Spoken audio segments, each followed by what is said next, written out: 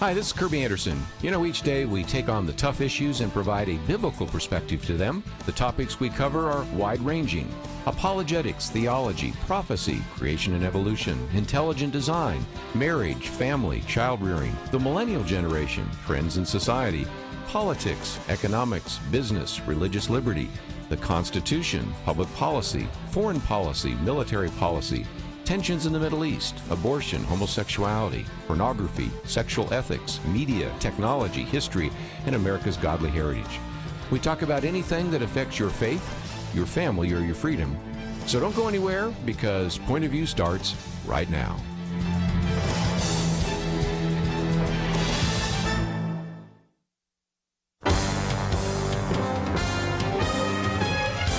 Across America, live. This is Point of View.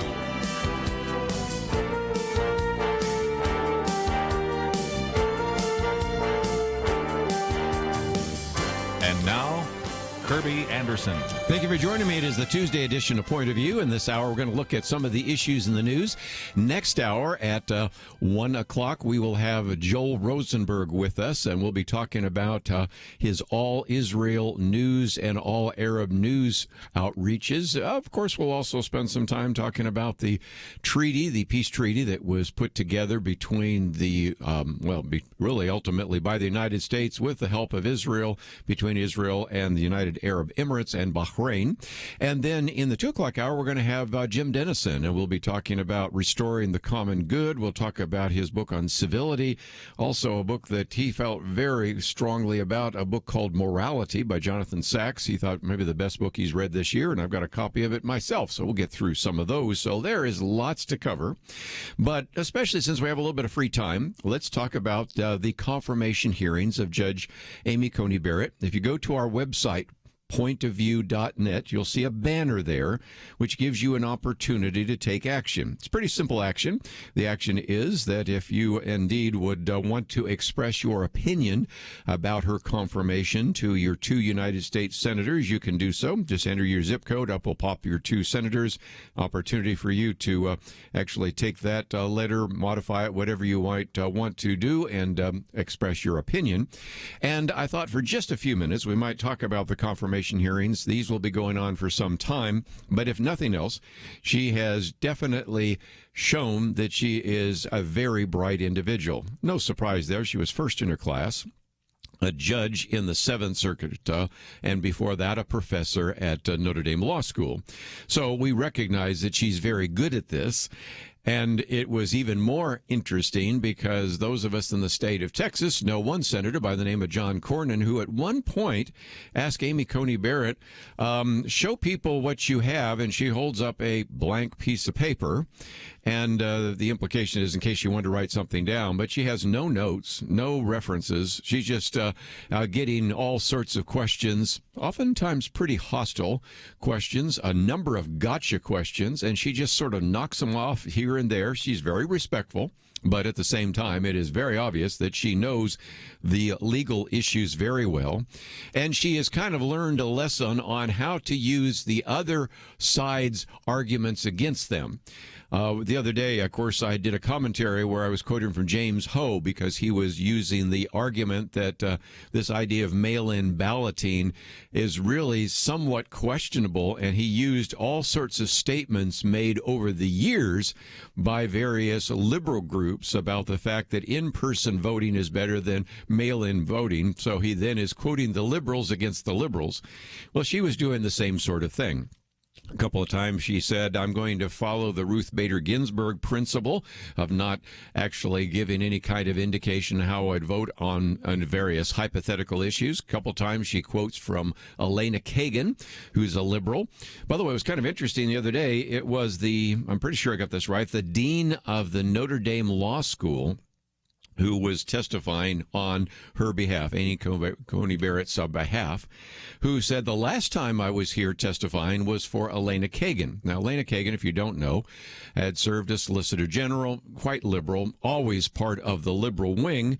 There is certainly a number of votes that you can always assume are going to be the liberal votes, and that was Ruth Bader Ginsburg, Sonia Sotomayor, and Elena Kagan. Most of the time, Stephen Breyer, but sometimes, actually, he moves around a little bit, but not much. And so to quote in such a favorable way in the past, Elena Kagan, and now then to quote favorably to Amy Coney Barrett, two very different women in terms of political ideology, I thought was also a really striking point there as well.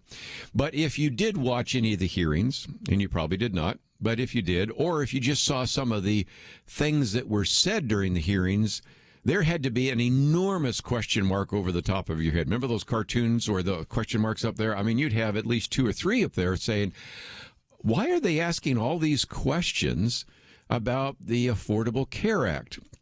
Richard Lowry has a good point here in which he says, you know, Amy Coney Barrett has accomplished many things in her career. Becoming an authority or a policymaker on health care isn't one of them. But nevertheless, talked about especially the Democratic senators acted as if Barrett was nominated to become the nation's health care czar, responsible for everything from the fate of Obamacare to the country's coronavirus response. It is a puzzle until you start figuring out that this really had nothing to do with her, everything to do with the fact that the theme, if you've watched any television and seen some of the commercials, is the Democrats are warning that Donald Trump, ever Republican, whether it's a Republican candidate for the United States Senate or for the House of Representatives, is going to get rid of pre-existing conditions and all of the rest. And so the argument being made here is because she might actually rule against the issue of the Affordable Care Act, then she's like a, if you will, a judicial torpedo. That was the line from Senator Sheldon Whitehouse from Rhode Island. And so as a result, that is the argument being made. Rich Lowry says what I've been thinking for some time, and I heard Mark Levin say this, and I've heard a variety of others, and that is, I'll just quote Rich Lowry because he makes the case as well as anybody.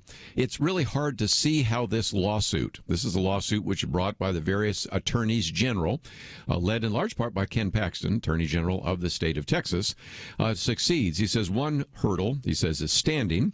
The plaintiffs need to demonstrate a harm, which isn't easy when the offending provision is a tax or a penalty of 0. Even if the court throws out the penalty, it would have to conclude that this unenforced provision is so central to the Affordable Care Act that the rest of the law has to go too. That would be a stretch. That, for those of you that have any kind of legal background, is called severability. You can always let Kelly Shackelford or Jeremy Dice or Lathan Watts explain that, but basically you can sever out that part of the law and still keep the laws constitutional. The bottom line I'm saying is you just have to turn a deaf ear, a blind eye to all these commercials saying you're going to lose your pre-existing conditions. No, you're not. And you're not going to even lose the Affordable Care Act anytime soon. And I think Judge Barrett, soon to be Justice Barrett, put it this way, quote, the policy decisions and value judgments of government must be made by the political branches elected by and accountable to the people. The public should not expect courts to do so, and the courts should not try, which is exactly the kind of thing that we heard Neil Gorsuch say. And by the way, almost every time when that kind of provision comes up, he's quite willing to say, send it back to Congress. If you write a bad law, you fix the law. It's not our job to do so.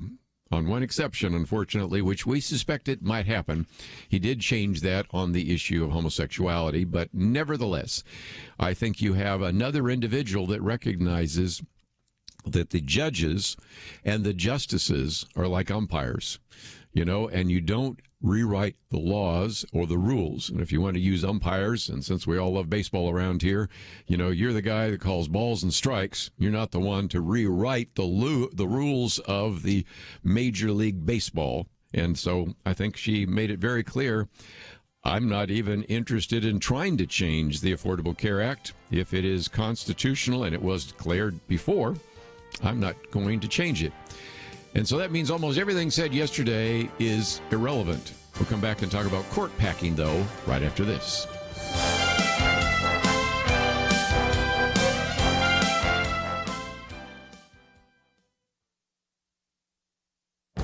This is Viewpoints with Kerby Anderson.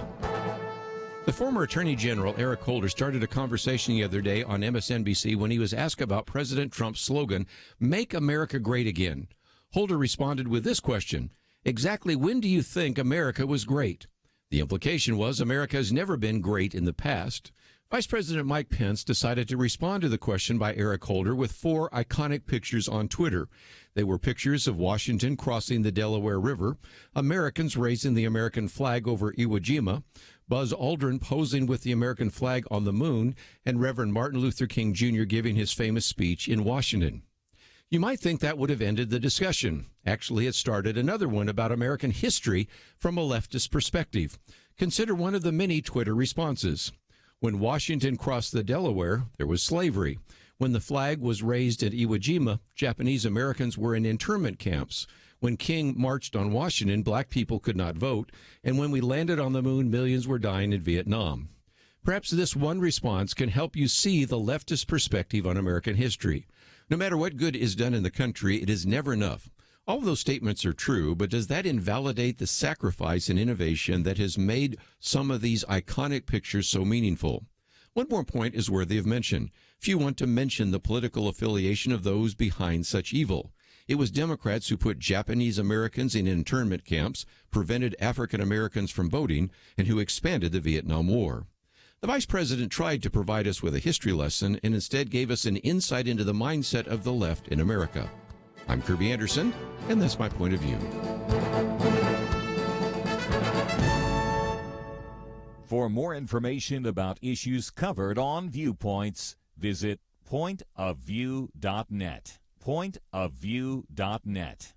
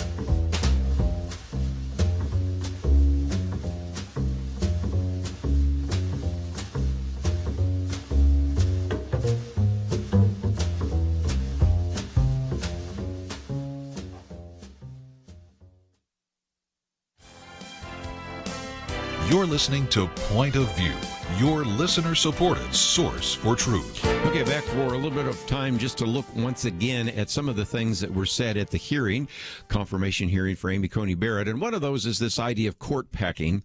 And there have been a number of people writing about this, but this one by David Harsanyi is very good because it talks about the Orwell hearing, or the idea that you have newspeak, whatever you want to call it. And that is words are completely being redefined. I think almost anybody up until a week ago, if you ask what does the word court packing mean, they would go back to the 1930s and they would say that was when you had Franklin Delano Roosevelt, the president, wanting to add an additional number of individuals to the Supreme Court, essentially to get his way. He wanted to pack the court with enough liberals that would actually enact all of the various things during the New Deal. That was completely the understood addition to that as well. And so we would always expect that to be the case. But now, according to, as David Harsanyi says, the Democrats' new definition, court packing is no longer an unprecedented power grab and manipulation of the political branch meant to undermine the separation of powers. It now entails duly elected Republicans merely nominating and confirming judges for vacant seats using the very same method that duly elected officials have been relying on to nominate and confer justices since the beginning of the Republic. For those of you watching online, I'll hold up this little diagram that's starting to make its way around, and this is actually called court packing because it looks at the number of individuals that George W. Bush put on the circuit courts, the number that Barack Obama put on the circuit courts, and then some of those bleed over into this one, and then you see the number of individuals that Donald Trump has put on the circuit courts, and the fact that he put 30, and certainly Barack Obama during that time put in, was it 18, I guess, shows that he's packing the court. Well, that's not what packing the court ever meant, and it certainly isn't now, but I think if you wanted to get a sense about that, it certainly is starting to show up, because the other day Joe Biden basically said the only court packing going on right now is going on with Republicans packing the court. And then, of course, you had all sorts of people that appeared on the various talking head shows. I'll just pick out one. Senator Chris Coons, who said over the past 4 years we've seen unprecedented court packing. Again, maybe I'll turn it over to some of our legal experts that join us on Friday to see if they can go back and find some times when we had an enormous number of people on the courts that were appointed by Democratic presidents, and whether or not any Democrat would call that court packing. And, of course, the answer is no. So, again, you have to pay attention to the way in which words are just completely malleable now, can be redefined at a moment's notice. And I'm hoping that you have some level of discernment to understand that that is indeed the case. I might also point out that this a particular piece by David Harsanyi says that if Joe Biden does promise that he won't pack the court in retaliation for the likely confirmation of Amy Coney Barrett to the Supreme Court, a sizable anti-constitutional wing of his party will be enraged. If he promises to do so, his facade of moderation will be smashed. And so as a result, you really just can't get around that. And a local reporter in Las Vegas actually went again to ask, isn't it possible you could tell us now whether you'd pack the court? And he said the voters would find out his view after the election. Don't you love that one? And even went on to say that the voters did not deserve to know how he would actually act in that regard. Which brings me to another piece by Jim Garrity pointing out that, again, we just can't seem to get a straightforward answer from Joe Biden or Kamala Harris, although now he says, as he has in the past, that he doesn't necessarily think it's a very good idea. But if you look at the numbers, you can see why he finds himself, to use an old trite phrase, between a rock and a hard place. Because if you look at the YouGov survey, 47% of registered voters opposed expanding the size of the Supreme Court, while 34% supported it, and 19% responded they really didn't know how they felt. But if you look at his base, among self-identified Democrats, very different. 60% wanted to expand the court, 18% opposed the idea, and again, 22% did not know that. And a lot of this goes along with the idea that right up until recently, we had a court that oftentimes would split 5-4. The concern is with Amy Coney Barrett, maybe it's now going to split 6-3.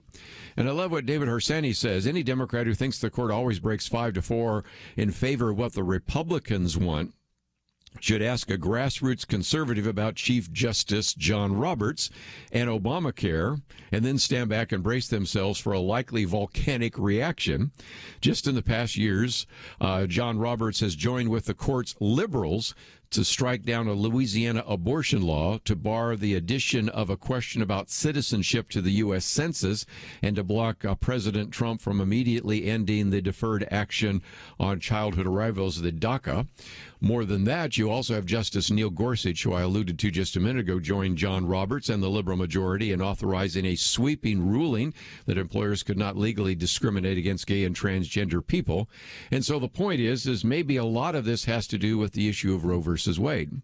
And then he takes on that issue, too, because even if indeed there would be an overturning of Roe versus Wade, and there's hard to see right now any piece of legislation, any particular bill that would make it to the court early, but let's just assume that it might. He simply argues, and I think rightly so, that the overturning of Roe versus Wade, I'm not sure that would happen, but let's assume that it does, would leave the decisions about the legality of abortion really in the hands of state government.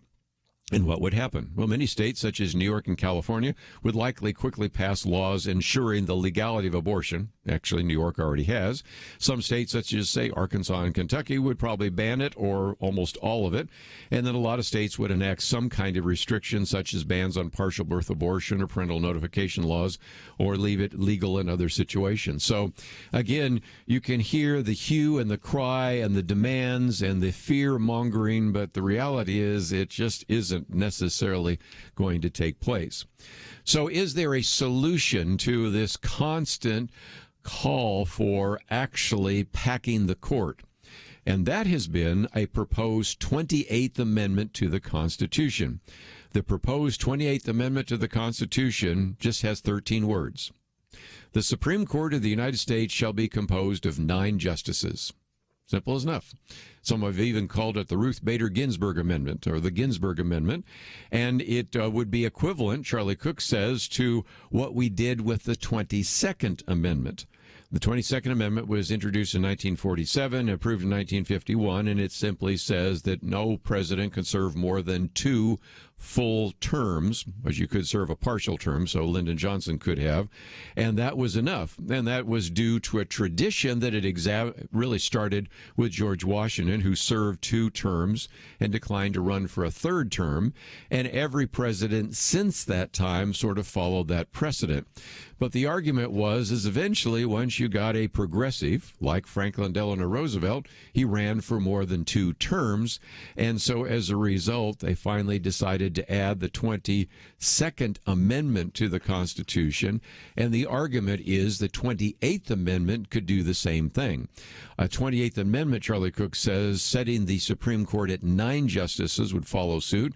It would serve as a rebuke to precisely the same people and modes of thinking that the 22nd Amendment did, and perhaps for all time end this debate and discussion about whether or not we could pack the court. I didn't even print it out, but it was kind of an interesting hypothetical scenario by Dennis Prager, in which he said, okay, let's just kind of see how this could get to exponential growth pretty quickly. Because you have 9. Well, in order to pack the court, you'd need 6. You'd have 15. So then the Republicans come back, and in order to overcome the 15, you would need to add more than 6. You'd have to probably, I think he'd figured out what those numbers would be, and then they would come back, and pretty soon he had a situation where he had more than 100 Supreme Court justices, and the exponential growth would just never stop. I don't know that that would ever happen, but it was a good illustration, again, of what happens when people start down this road of court packing. And 28th Amendment would still have to be passed by the House and the Senate and then ratified by 3/4 of the state legislatures. But given all of the controversy surrounding court packing, maybe it could pass, and maybe it's a solution to, again, some of the things were said.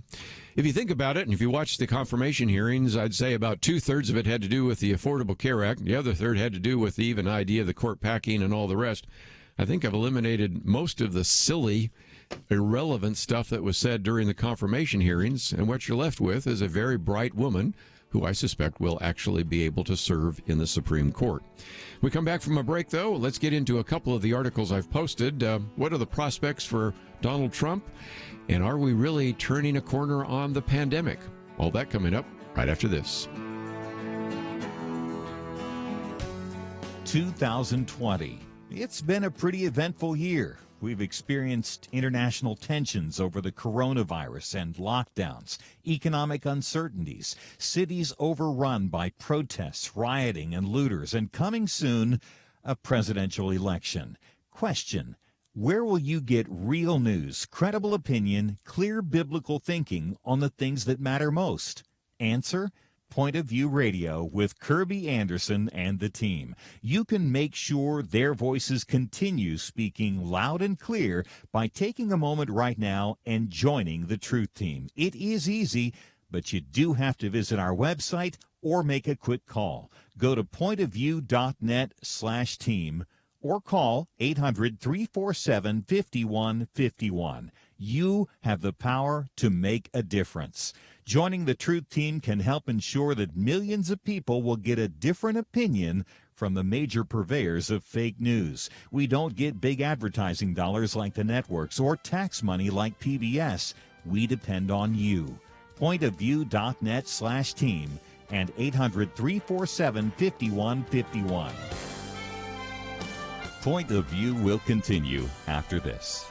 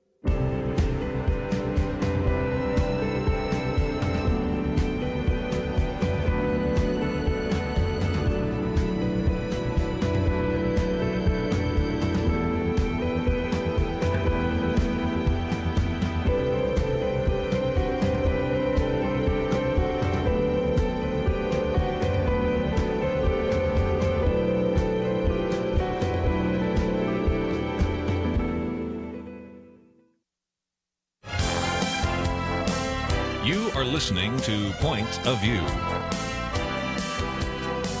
The opinions expressed on Point of View do not necessarily reflect the views of the management or staff of this station. And now, here again, is Kerby Anderson. For a few minutes, I want to talk about what are the chances for President Donald Trump. And one of the articles I've posted here is by Byron York. Now, he writes for the Examiner that really gets into some of those issues. And if nothing else, I've always appreciated Byron York because he plays a very even-handed game. And he actually points out the fact that, first of all, as I've said on this program many times before, when you are the Republican nominee, I don't care if it's Mitt Romney or it's Donald Trump or going back to John McCain or whoever it might be, you start with the game kind of rigged against you because you assume, by and large, that Democrats are going to win. Candidate for the presidency is going to win all of the West Coast, California, Oregon, Washington, going to win Illinois, and going to win most of the Northeast and maybe not New Hampshire. Okay, that's a lot that already puts on the table for the Electoral College for you. As a Republican, you can assume, well, okay, I'm going to win much of the South, including Texas. That helps. If you can win Florida and some other so-called swing states, you have a chance. But it is an uphill climb for any Republican candidate. Even if that Republican candidate is an incumbent, recognize that George W. Bush won re-election by winning Ohio by 50.5% of the vote. That's how close it was even the second time around. Of course, he won the first time by 537 votes in the state of Florida. So let's recognize that those are close elections, and you can move in round numbers about 70,000 votes in Wisconsin, Michigan, and Pennsylvania, and we'll be talking about President Hillary Clinton. So that's the reality on the ground. Okay, Byron York jumps in, though, and says every day some new poll is published showing Democratic challenger Joe Biden with a big lead over President Trump. Some Trump supporters ignore the news because some of the polls were wrong in 2016. They shouldn't. I agree. I hear all the time say, well, they were wrong in 2016. Yes, they were, but they weren't that far off, okay? And so that's something to pay attention to. The polls are real, and there's no doubt that Trump is facing a serious challenge. Okay, so we already start with that assumption. Then he says there are some things that maybe would give people that support Donald Trump some hope. One is a survey he talks about that was actually asking voters a version of the famous Ronald Reagan question. Since I'm the old guy around the table, Ronald Reagan used to ask, would you say you and your family are better off than you were 4 years ago, or are you worse off? He used that against Jimmy Carter, and it worked very well because people recognized we weren't really doing very well under Jimmy Carter and stagflation and all the other things, first under Ford, then under Carter. And by 1984, he could say, yes, you're doing much better. And interesting enough, that same question just now asked on the Gallup poll, a whopping 56% of Americans said they are better off now. Now, think about this. We just went through a lockdown. We went through an economic downturn. I'm going to talk about economics because that's one of the other articles I've posted. But 56% say they're better off now than they were 4 years ago. People don't have a great memory. And so what they really remember is what has been like the last 6 months. So for a majority to say that, that's helpful. Let's take another one. These numbers, by the way, are better than any other recently reelected president. Again, leave it to Byron York to dig these up. In December 2012, just after Barack Obama was reelected, 45% told Gallup that they were better off than they were 4 years ago. In October 2004, just before George W. Bush was reelected, 47% said they were better off. And then you go back to George Herbert Walker Bush, who lost, and 38% said they were better off. So in some respects, those numbers are better for Donald Trump than any other previous president trying to be reelected. Take it as you will. Then some other things. 49% said that they agreed that Trump, on their most important issues, is more able to address those issues than Joe Biden, which might be an illustration of the feeling that maybe Joe Biden is not there. But again, you've got some other issues because let's go to Byron York's last couple of paragraphs. Of the 6 states Trump won by less than 5 points, Arizona, Florida, North Carolina, Pennsylvania, which permit register to vote by party. In all 4 states, voter registration trends are more robust for the Republicans than for the Democrats. So it again shows voter registration significance there. And then in a new poll from ABC News and the Washington Post, it said that 45% approve of Donald Trump's approval. That's approval rating, which is by no means great, but it's higher than his position in the polls versus Joe Biden. So again, that's just an uphill climb for Donald Trump over these next 20 plus days. And interestingly enough, one of the other questions that Byron York asked is, so why isn't Trump leading in the polls, or at least even in the polls? He says, in part, this gets to the thing we've talked about so often in the area. They are turned off by his personality, his manner, his style, his public performance in office. And so he concludes by simply saying, here is really kind of the great challenge for the Trump-Pence campaign. And that is, it'd be better to put Pence out in front because he has a much better demeanor. But he says this is what is such an interesting anomaly, because Donald Trump, a sitting president running for re-election, is struggling, even though he can point to a solid list of accomplishments, and he goes through those: the economy, deregulation, judicial appointments, tax reform, defeating ISIS, reducing illegal immigration. He makes a very long list of accomplishments, but he's not given some Americans, Byron York says, the performance they want. They want a president who acts like a vision of a president. Trump doesn't. And that, more than the issues, more than whether the voters are better off, might be the deciding factor in 2020. Someday there will be all sorts of people writing books about this election, whichever way it goes. And if Donald Trump loses, I think they will be pointing to the fact that if his personality was not so brusque, not so abrasive, and not so easy to put into a category that causes people to not have enthusiasm for him, all the accomplishments would have guaranteed his reelection. But nevertheless, that's the piece by Byron York. And I thought, if nothing else, you'd like to read the 2 pages, because I just scanned over some of the surveys, and some are encouraging, some are not as encouraging, but some of it breaks down to the fact that with all this list of accomplishments and where the economy is going, which we'll talk about in the next segment, we still have more people saying, I don't know, I don't think I'm going to vote for Donald Trump. I may not vote, or I may vote for Joe Biden. And so we'll see where that goes. Just before we take a break, though, I thought we would come back to something that I read yesterday, and you might have remembered that whole issue of the fact that now you have people in the World Health Organization that now find themselves saying, you know what, maybe these lockdowns were a bad idea. And yesterday I quoted from Dr. David Nabarro. I've got a commentary coming out next week on that. But that isn't the only thing happening. This comes from a New York Times reporter, Donald McNeil, who says, since January, when I've began covering the pandemic, he says, I've been a consistently gloomy Cassandra. Okay, you can look up Cassandra on Google if you don't know what that is. Reporting on the catastrophe that experts saw coming, that the virus would go pandemic, that Americans are likely to die in large numbers, that the national lockdown would last well beyond Easter and even past summer. No miracle cure was on the horizon. The record for developing a vaccine was 4 years. That's what he was saying, okay? These are the doom and gloom statements by this reporter in the New York Times. Then he had to admit, I was wrong. He says, events have moved faster than I thought possible. I've become cautiously optimistic. Experts are saying with genuine confidence that the pandemic in the United States will be over far sooner than they expected, possibly in the middle of next year. The next lines here could cause some people who are liberals reading the New York Times to get fainting spells, because he says sometimes in the next 3 months, health experts say the FDA is likely to begin granting approval for vaccines now in the works.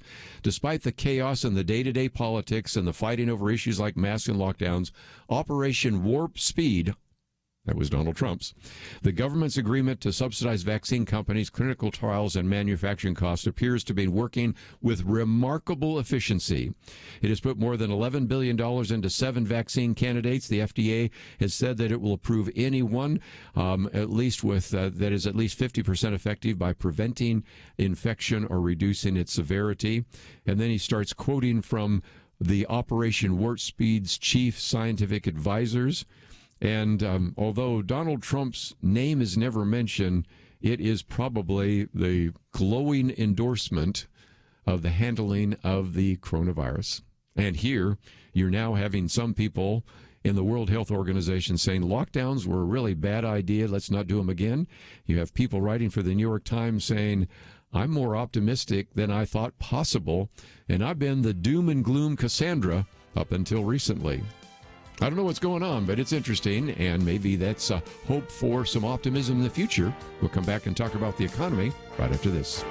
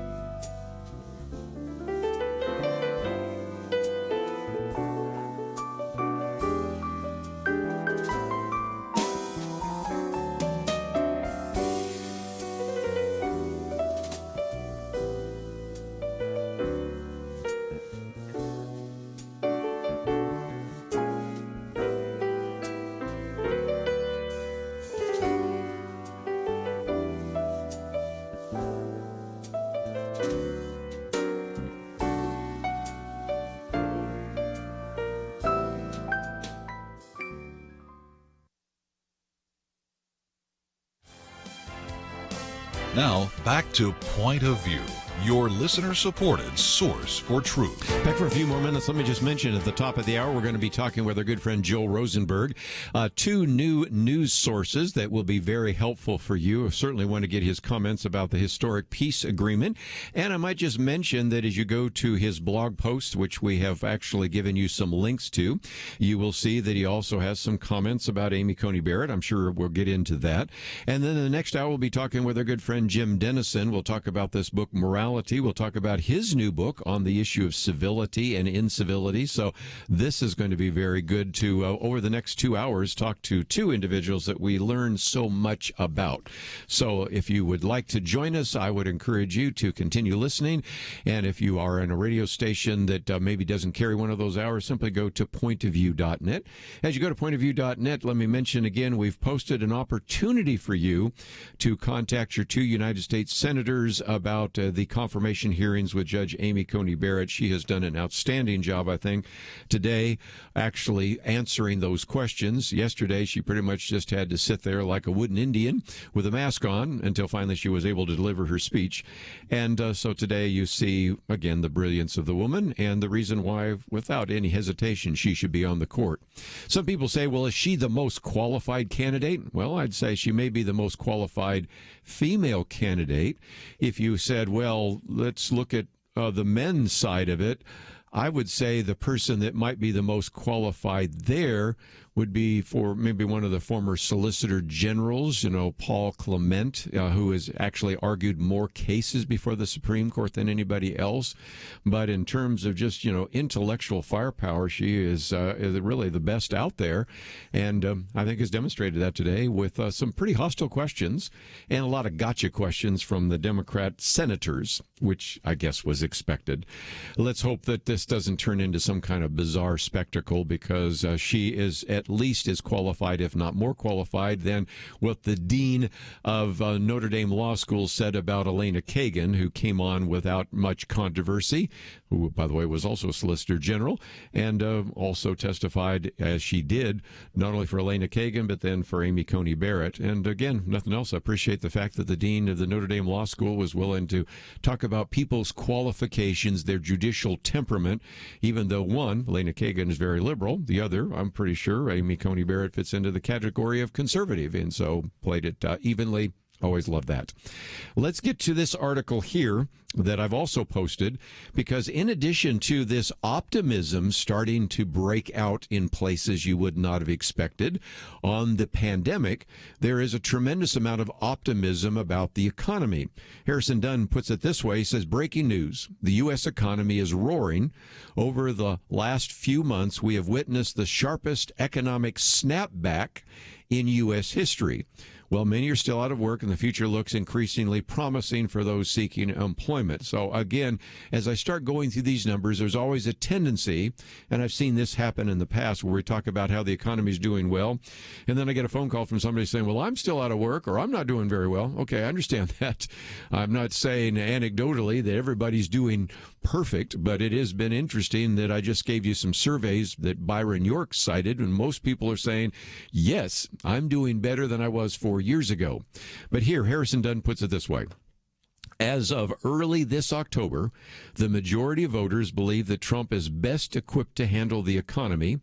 And then he quotes the same poll that I just mentioned a minute ago. The Gallup poll shows that 56% of voters believe that they are better off today than they were 4 years ago. And his argument is, if that's accurate, the campaign by Joe Biden is in trouble. I don't know. I still think they've got the odds-on favorite opportunity there, but nevertheless, let's put that where it is. Now, Harrison Dunn puts this in perspective. He said just 7 months later, after all the collapse due to the lockdowns, the market has not only stabilized, he says, but also has rebounded significantly. He says oil itself is up over 100% over levels seen this spring. He says this is a sound indicator of the resumption of a robust economic activity. Goes on for a whole paragraph on that, but I'm going to keep moving because he takes on a couple of other things. He said one of the most important in terms of assessing global activity is copper. I never would have guessed that. Copper is a basic material used throughout manufacturing, and the copper market collapsed in the spring along with all sorts of other raw goods, and yet here copper is up and actually doing quite well. Then he goes on to say if there is one metric that reigns supreme over all the other data points, and he's given you quite a few by now in his piece, it's the level of employment. On this front, we've seen a surprising rate of recovery. Many suggested this past spring we wouldn't see a recovery in employment for years and years. Remember those quotes that we gave you back there in June, July, maybe even back in May, June, July? And well, nevertheless, he says some suggested we were on the beginning of a decade-long depression. He says this couldn't be further from the truth. At the nadir of the coronavirus recession, at the very drop, the unemployment rate in the United States was a staggering 14.7%. The payroll protection plan undoubtedly saved the U.S. labor market from a total collapse, but there were other factors as well I might mention. But anyway, it goes on to say now unemployment has contracted to 7.9%, just about half. And this is a remarkable rebound considering the shape we were in just 6 months ago, and the growth is the highest on record for the United States. So if nothing else, if people vote their pocketbook, sometimes they do, then certainly the economy has snapped back in ways we've never seen before, and maybe shows the resilience of the economy. He goes on to make some other statements about a Biden-Harris administration, if they wanted to usher in all sorts of tax policies and regulation, would change all of that. But nevertheless, I just wanted you to, again, hear some things on Point of View that I doubt you'll hear anywhere else. You would probably still hear people talking about this dismal economy, and he gives you lots of numbers that show that sometimes people aren't telling you the whole story when they talk about economic issues. Just before we take a break, let me mention my commentary to date is one that is one I've used before, but I thought it was also relevant. When was America great? And it has to do with a piece that came out a while back by the former Attorney General under the Obama administration, Eric Holder, in which he was asked about, this whole idea of make America great again. And he said, exactly when did you think America was great? And the argument was that America was never great in the past. Well, he's allowed his opinion, but Vice President Mike Pence thought, well, I think I need to respond to that. So he actually on Twitter posted 4 pictures. One was a picture of Washington crossing the Delaware, one of Americans raising the American flag over Iwo Jima, Buzz Aldrin posing with the American flag on the moon, and Reverend Martin Luther King Jr. giving his famous speech in Washington.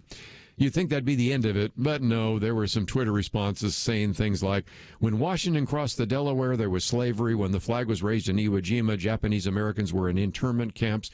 When King marched on Washington, black people could not vote. When we landed on the moon, millions were dying in Vietnam, which I think, if nothing else, as I said, illustrates that even when you talk about good, there's always a naysayer out there talking about how evil the country was, even when we look at some of its most iconic moments.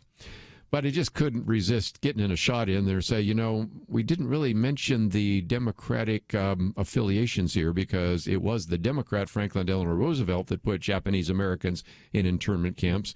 It was Southern Democrats who kept African Americans from voting, and it was Democrat Lyndon Johnson who expanded the Vietnam War. So even at that, those Twitter posts probably were making an argument that wasn't really intended. So anyway, my piece there is just to remind you that no matter what good we see in America, there are always those who will say, nope, it's always been an evil, racist, systemic racist nation.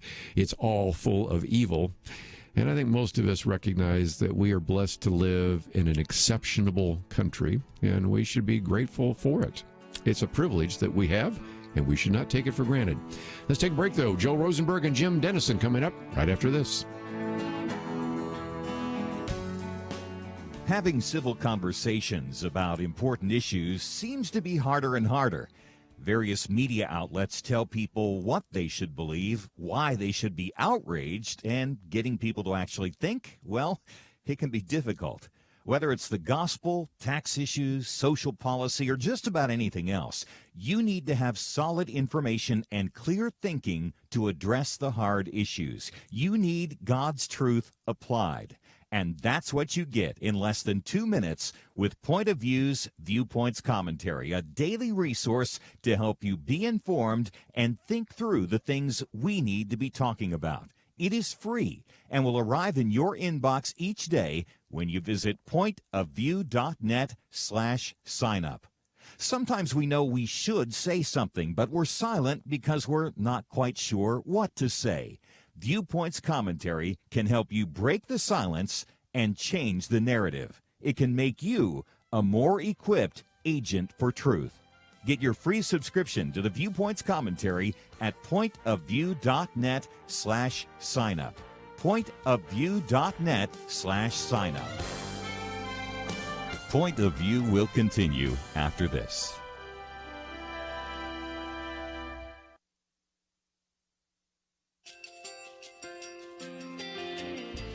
I just want to thank you so much for all the wonderful programming you have. You're just absolutely fantastic. I recently started listening to Point of View, and I really found it interesting because of the different subjects you cover. Thank you for that. I really appreciate everything that you do in keeping us informed. Thank you, Kerby, for everything that you have been doing. I appreciate all the work that you're doing, advocating for the Word of God. Thank you so much. Point of view, I think, is absolutely necessary because it's a Christian perspective, a biblical worldview perspective, and receive very current, up-to-date information about what is really going on, week to week in our culture, which is changing so rapidly, and yet it's morally sliding backwards. Yeah, I'm just, first of all, I thank you guys. Y'all's program is wonderful, and enjoy it every day. I learn so much every time I listen to it. Point of View Radio Talk Show.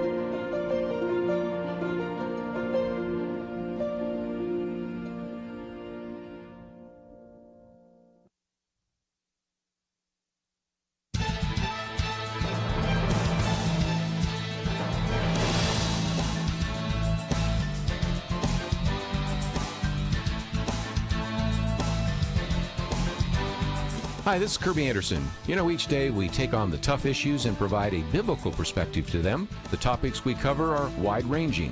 Apologetics, theology, prophecy, creation and evolution, intelligent design, marriage, family, child-rearing, the millennial generation, trends in society, politics, economics, business, religious liberty, the Constitution, public policy, foreign policy, military policy, tensions in the Middle East, abortion, homosexuality, pornography, sexual ethics, media, technology, history, and America's godly heritage. We talk about anything that affects your faith, your family, or your freedom. So don't go anywhere, because Point of View starts right now.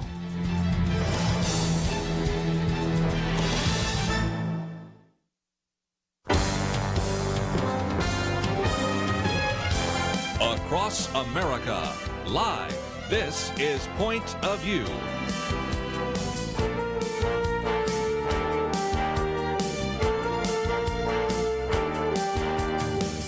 And now, Kerby Anderson. Thank you for joining me. It is the Tuesday edition of Point of View, and in just a few minutes, hopefully, we will be able to connect up with Joel Rosenberg. He has actually had some problems with internet, so we're going to see if we can connect up with him, and the goal is for him to be with us as we talk about the fact that this best-selling author has also put together some great opportunities for you to get news, the All Israel News and All Arab News live from Jerusalem. So we'll talk about that. Of course, I want to get his comments as well about the historic peace agreement and much, much more.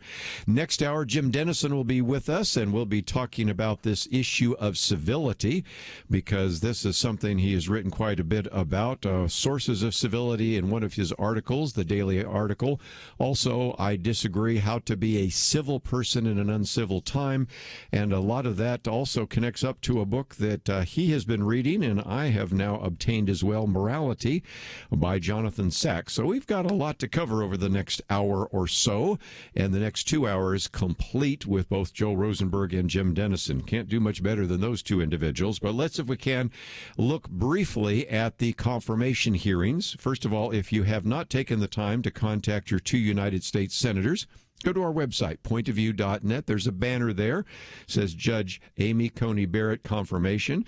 If you click on that, we give you a little bit of information. It's kind of a summary of what I sent out by email yesterday.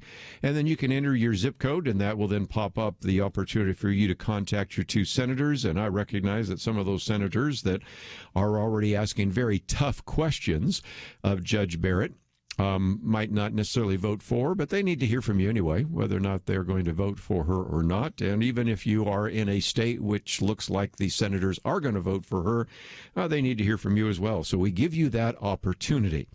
Now, if you have by chance watched any of the confirmation hearings, and I suspect most of you have lives and haven't been able to do that, but maybe you've seen some of the highlights, some of the clips, there's got to be a question around your head, and that is, what is this all about? Thought she was going to be on the Supreme Court. She's not running for health care czar. Why are all these comments about the Affordable Care Act?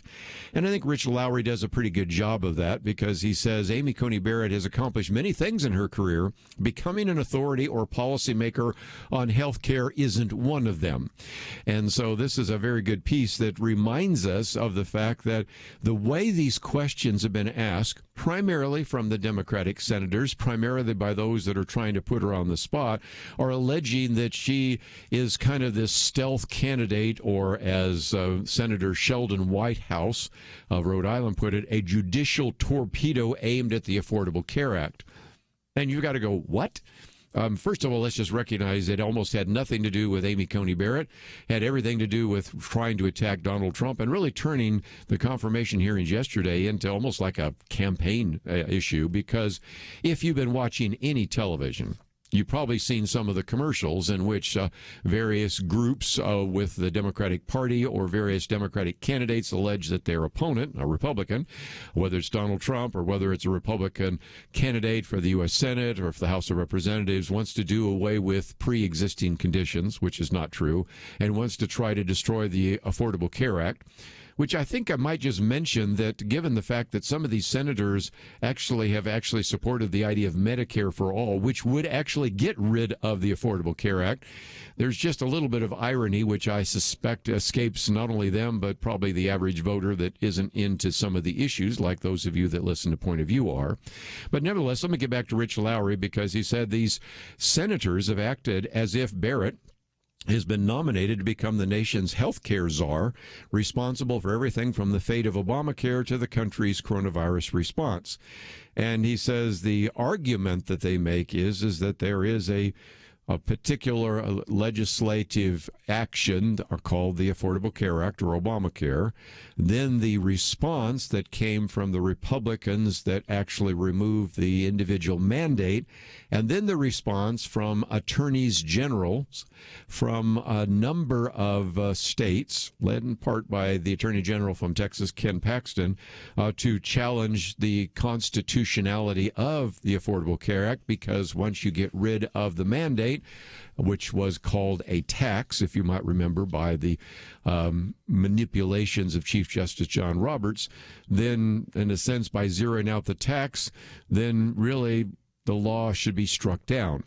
Well, first of all, I think Rich Lowry does a good job of saying what I've been saying, and I've heard a lot of other people saying this. Mark Levin has said this, and a variety of others, and that is, it's hard to see, he says, how this suit succeeds.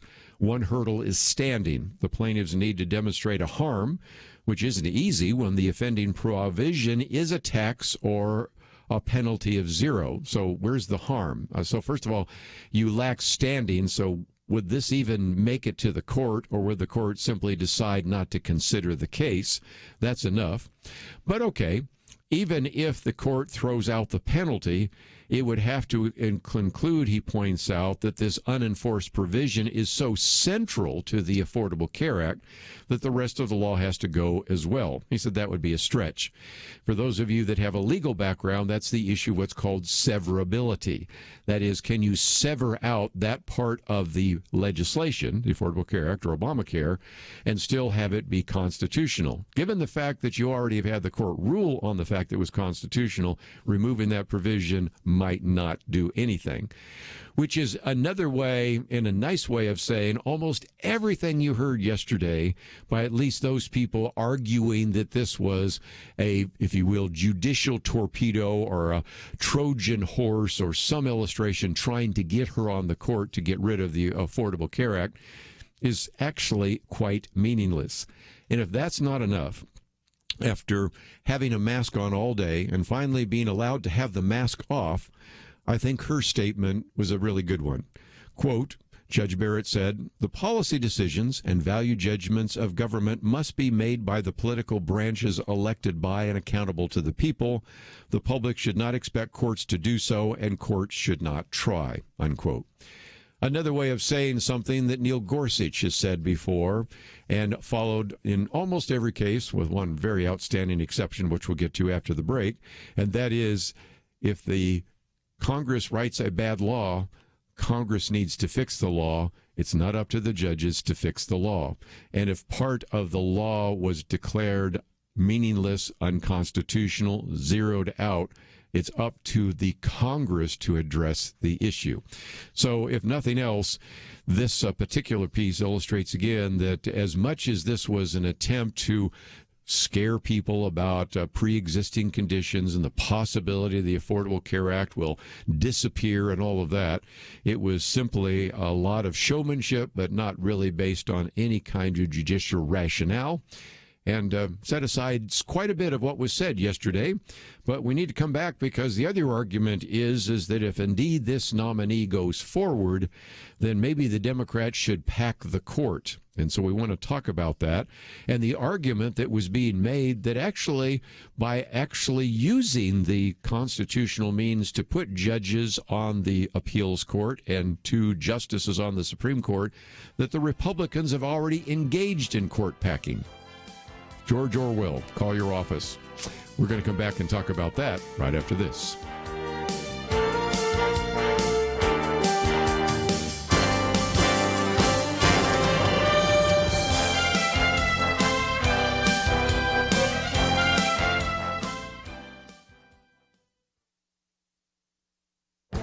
This is Viewpoints with Kerby Anderson.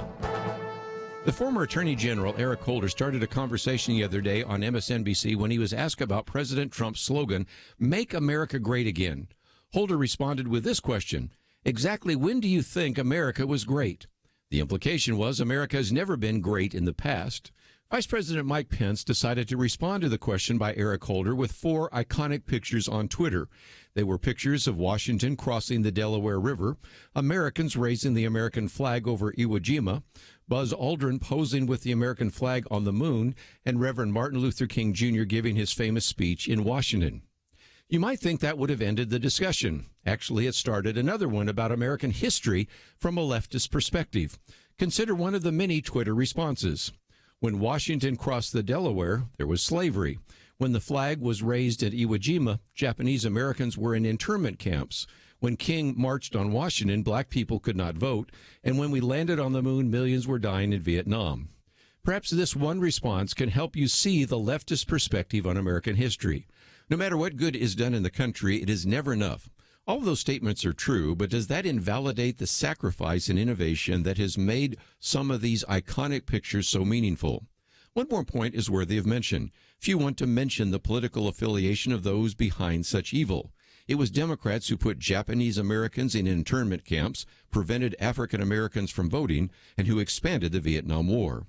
The vice president tried to provide us with a history lesson and instead gave us an insight into the mindset of the left in America. I'm Kerby Anderson, and that's my point of view. For more information about issues covered on Viewpoints, visit pointofview.net. Pointofview.net.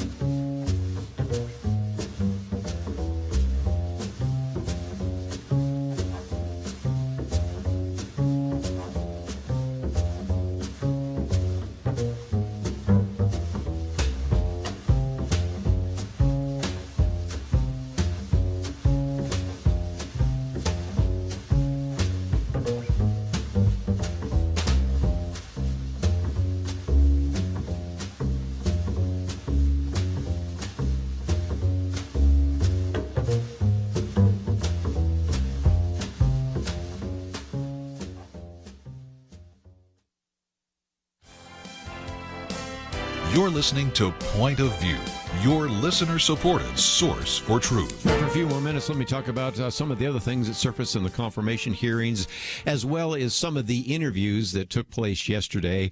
And then we'll move on to some others because we have some incredible optimism that individuals are starting to have about the future of this pandemic, the coronavirus, the lockdown, some of which I mentioned yesterday, and even the issue of a virus vaccine that could exist, and also a lot of optimism about the economy. So we'll talk all about all of that. And by the way, I've also posted a piece on Donald Trump's chances. So we'll get into some of that, and we'll still try to connect up with Joe Rosenberg. If not, I'll certainly try to summarize some of the things we're going to talk about with him before we move on to our conversation with Jim Denison a little bit later. 2 weeks ago, I suspect that if you ask anybody to define court packing, they would immediately go to Franklin Delano Roosevelt in the 1930s, who had a court packing scheme in which he could not get the judges, in this case the justices, to go along with some of his New Deal ideas, and so wanted to put more particular judges on the court. As a matter of fact, you can go back and find a place where Vice President Joe Biden argued that FDR's court packing scheme was a great corruption of power. He even more recently tried not to answer the question about this, finally said that voters would hear about his view after the election. And then when he was asked again out there in Las Vegas, he basically said he didn't think the voters deserved to know before they voted how he would actually act. Well, that's the old definition of court packing. You know, we live in this postmodern world where you can just kind of change definitions at a moment's notice. And so now court packing is very different. And I love this piece by David Harsanyi, in which he says, according to the Democrats' new definition, court packing is no longer an unprecedented power grab and manipulation of a political branch meant to undermine the separation of powers. It now entails the duly elected Republicans merely nominating and confirming judges for vacant seats using the very same method that duly elected officials have been relying on to nominate and confirm judges and justices since the beginning of the Republic. And lest you think that that is an extrapolation beyond the facts, let me give you two quotes. One from the former Vice President Joe Biden the other day. Watched him on Saturday say, the only court packing going on right now is going on with Republicans packing the court. Then you had a variety of talking heads during the talking head shows on Sunday making the same comment. Let me just give you one quote. Senator Chris Coons said that over the past 4 years, we've seen unprecedented court packing. And as a result, the argument being made is that by putting these individuals on the court, this is court packing. You will also see diagrams like this one. Those of you watching online can see for just a minute that this is a diagram being used by groups to argue that court packing has taken place. And you have the number of circuit court judges put on by George W. Bush, the number put on by Barack Obama, and then it's split because then it goes into another term, and then it shows 30 individuals in the circuit courts put on by Donald Trump. All of these were done in the same way in which they were put forward by President George W. Bush, President Barack Obama, President Donald Trump, and confirmed in the United States Senate. But the ones that Trump is doing constitute court packing, and I think it just illustrates again how incredibly manipulative the language has become. I mean, it is just so malleable now that court packing becomes putting your duly nominated and confirmed judges and justices on the court. It's amazing to me. And of course, David Harsanyi talks about the fact that really the Democratic senators have been politicizing the Supreme Court really since Judge Bork's nomination in 1987, which I'm glad he put there because the other day, Chris Wallace, remember Chris Wallace, moderator? He actually challenged that idea and said, no, really, this politicization's only happened really since we've had the issue of Merrick Garland. And it's like, really? You are going to ignore all the things that were said about Judge Robert Bork, all the things that were said about Clarence Thomas, and those are just in the 1980s and 1990s. We can continue on with some of the others, with Justice Alito and all the rest. And it just is amazing to me how not only can words be changed at a moment's notice, history can just be erased at a moment's notice. And it's, I think, incumbent upon those of us around this table here at Point of View to point that out. Just before we take a break, let me just also talk about what about this idea of court packing? Why can't Joe Biden and Kamala Harris give a straight answer? I mean, the former vice president and the senator just won't answer the question. And I think it's illustrated by the surveys, because the YouGov survey came out the other day, found that 47% of registered voters opposed the idea of expanding the size of the Supreme Court. By the way, they did find about 34% supported it and 19% responded. Now, the bottom line is that Joe Biden doesn't want to go either way, because if he says he does support the idea of expanding the court, then the veneer, the facade of moderation kind of fades away now, doesn't it? And if he says, no, I don't want to expand the size of the Supreme Court, which he's hinted at more than once and in the past been much more explicit about, then he loses his left-wing base, because if you dig into this YouGov survey, you find something else that's really striking, and that is of self-identified Democrats in their survey, 60% do want to expand the court. Again, just amazing. 18% oppose the idea. And, of course, a lot of this is based on the assumption as this particular article by Jim Garrity points out, that the assumption is that, well, the court's breaking 5-4, but then if you put Amy Coney Barrett on there, it'll be 6-3, and then points out that actually you can't always make those predictions, and gives us lots of examples. I mean, Chief Justice John Roberts and his desire to save Obamacare, or how about the fact that Chief Justice John Roberts has joined with the court's liberals, the other four, to strike down a Louisiana abortion law, to ban the addition of a question about citizenship to the U.S. Census, and even to block President Trump's immediate ending of the Deferred Action for Childhood Arrivals known as DACA. And then you also have Justice Neil Gorsuch, who most of the time was willing to let Congress deal with the issue, but in one exception, joined with John Roberts in authoring, he says, a sweeping ruling that employers could not discriminate against gay and transgender people. And all of this is, of course, based on the issue of abortion.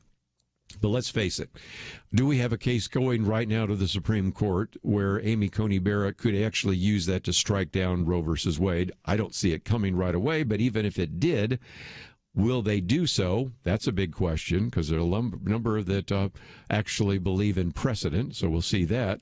But even here, Jim Garrity points out that overturning Roe versus Wade, all it's going to do is simply move the legality to the various states. And he points out many states like New York and California would likely pass laws ensuring the legality of abortion. New York's already done that.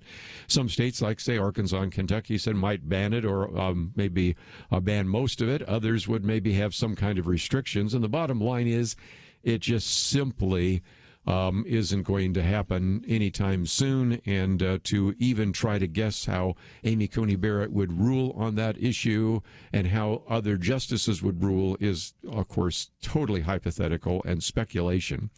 But is there a way to end all this conversation about packing the court?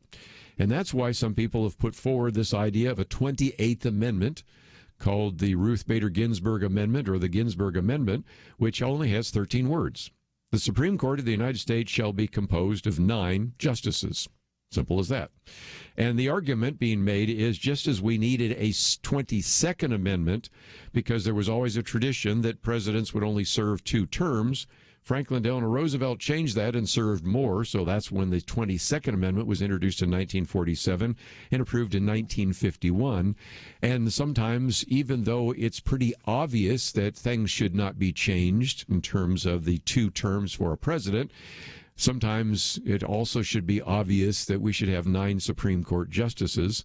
So Charlie Cook makes the case that a 28th Amendment setting the Supreme Court at 9 justices would follow suit, and it would serve as a rebuke to the same people and modes of thinking that the 22nd Amendment did in the past.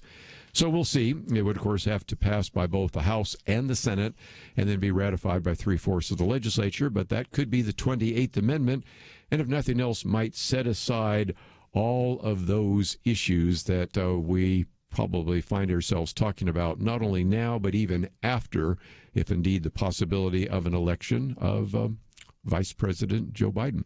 We come back from the break. Let me talk about that. What are the prospects for Joe Biden? What are the prospects for Donald Trump? One of my articles here kind of breaks down some of the surveys, and then we'll talk about some of the optimism that people have about the future. All that coming up right after this.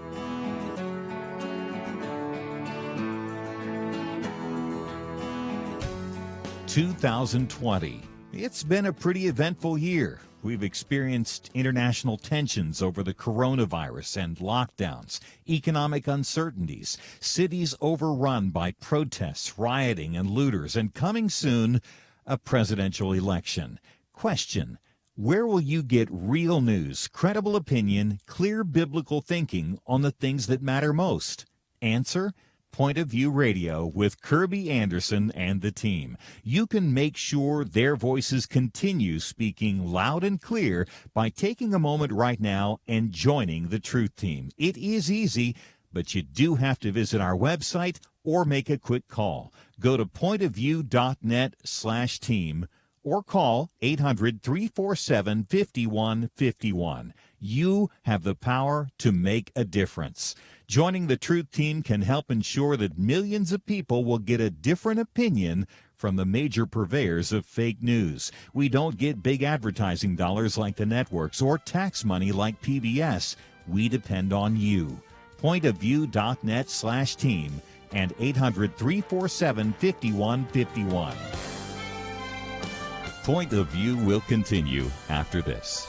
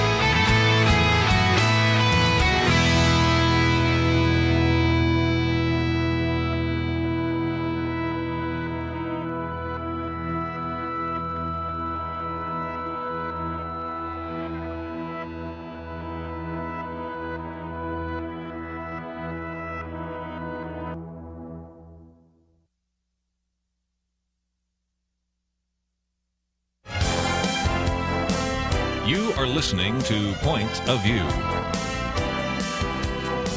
The opinions expressed on Point of View do not necessarily reflect the views of the management or staff of this station. And now, here again, is Kerby Anderson. Continue our conversation today. Let me just mention that our plan was to be with Joe Rosenberg. There's been internet problems over there in Israel, and so we won't be able to connect up with him. But let me just mention that we do have a link to the website that we were going to promote. He has been very frustrated, as you might imagine, with the fact that we aren't really getting the true story out of the Middle East. And so he has put together an all Israel news and an all Arab news. And we have a link to that on our website, pointofview.net. So if you'd like to subscribe or actually visit the website, you can do so, because he's certainly been watching what is happening there. And he's pointed out the fact that interest in what he calls the epicenter is spiking. But the problem is that so many Americans, especially our about 60 million evangelicals, are really, as he said, unsure of where to turn to get credible, honest, fair coverage of Israel and the Middle East. And also it provides a fair amount of commentary and analysis from an evangelical and biblical worldview. So even if you got the facts straight, which I'm not finding necessarily always happening from the mainstream media, and he's really been looking at some very important issues. One, of course, is the historic peace agreement between Israel and the United Arab Emirates, and also Bahrain, and that was the first peace deal in 25 years. Or let's look at it this way, only the second major peace deal in 72 years of the existence of Israel. And it was completely downplayed and not covered well by the press, so that is one issue. Of course, then he talks about the horrific, devastating explosion in Beirut that left hundreds dead and wounded, about 300,000 people homeless. And then just the whole issue about what constitutes a pro-Israel kind of mindset. And even as we talked about yesterday in the last half hour, just the whole issue of anti-Semitism and anti-Jewish kinds of ideas.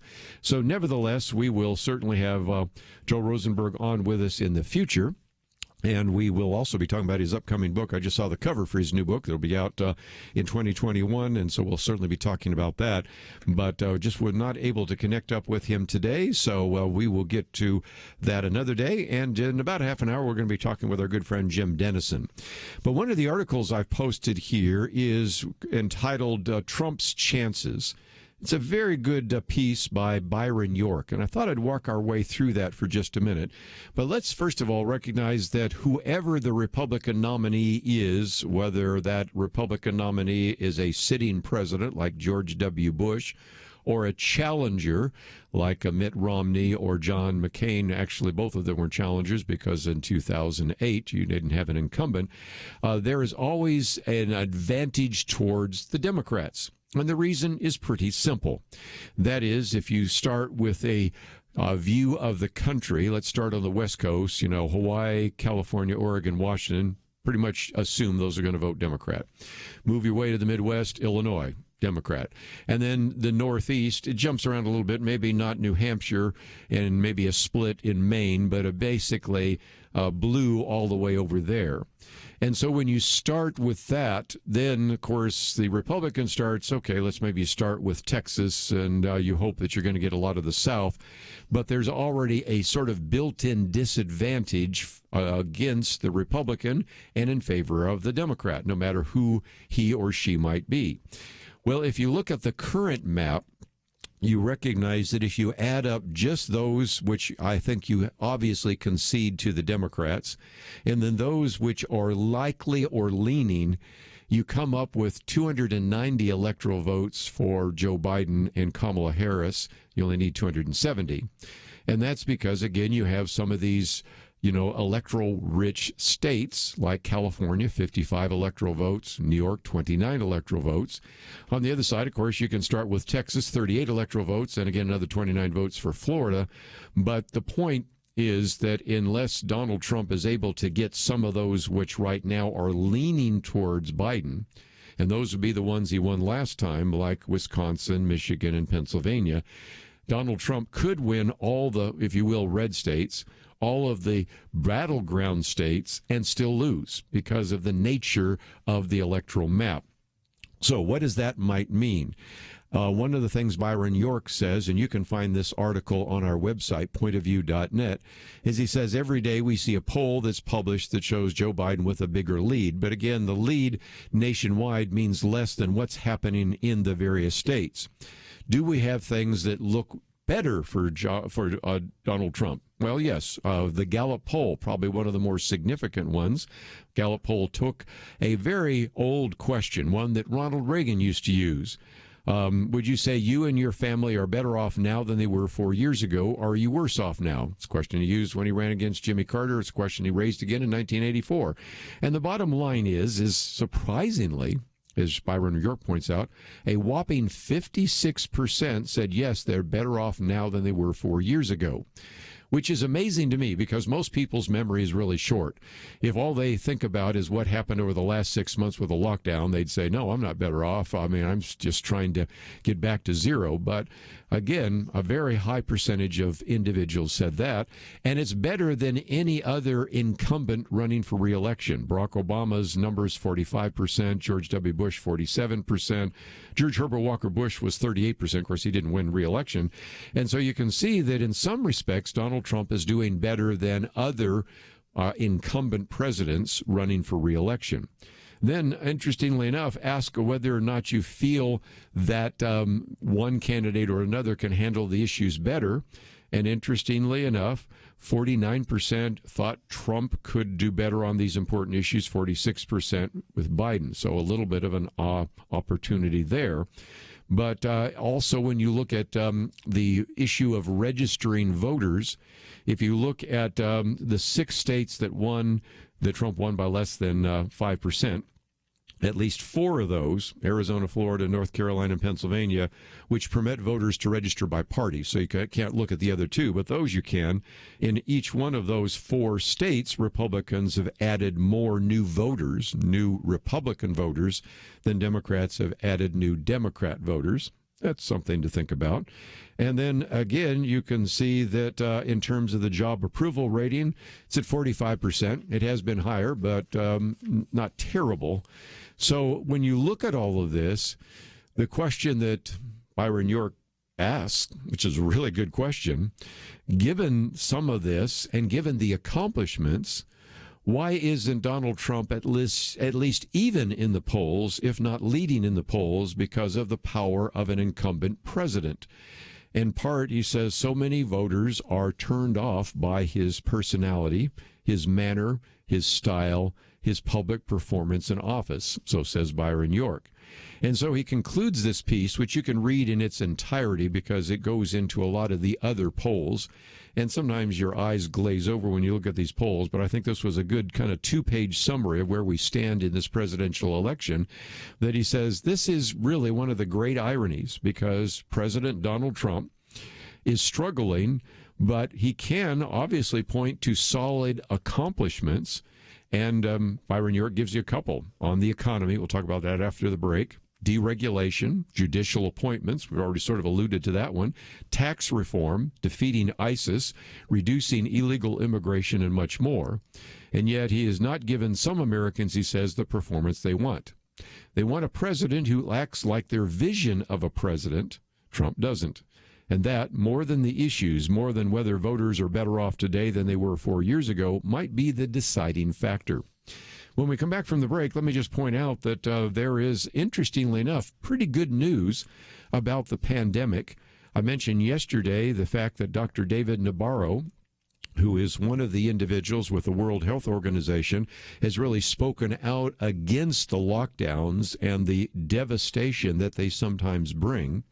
And then I think it's interesting that you have a New York Times reporter, Donald McNeil, who says, I've been covering this pandemic. I've been a consistently gloomy Cassandra, he says. I have said that the pandemic would go on for some time. The vaccine was 4 years away. We wouldn't really be able to see any kind of success. And yet he has to admit he was wrong. He says, events have moved faster than I thought possible. I've become cautiously optimistic, and talks about some of the reasons for that, and gives credit to Operation Warp Speed, which was something, of course, implemented by the president. So we'll talk about that. And then just the incredible optimism about the economy. I've posted a piece by Harrison Dunn. We'll talk about that as well.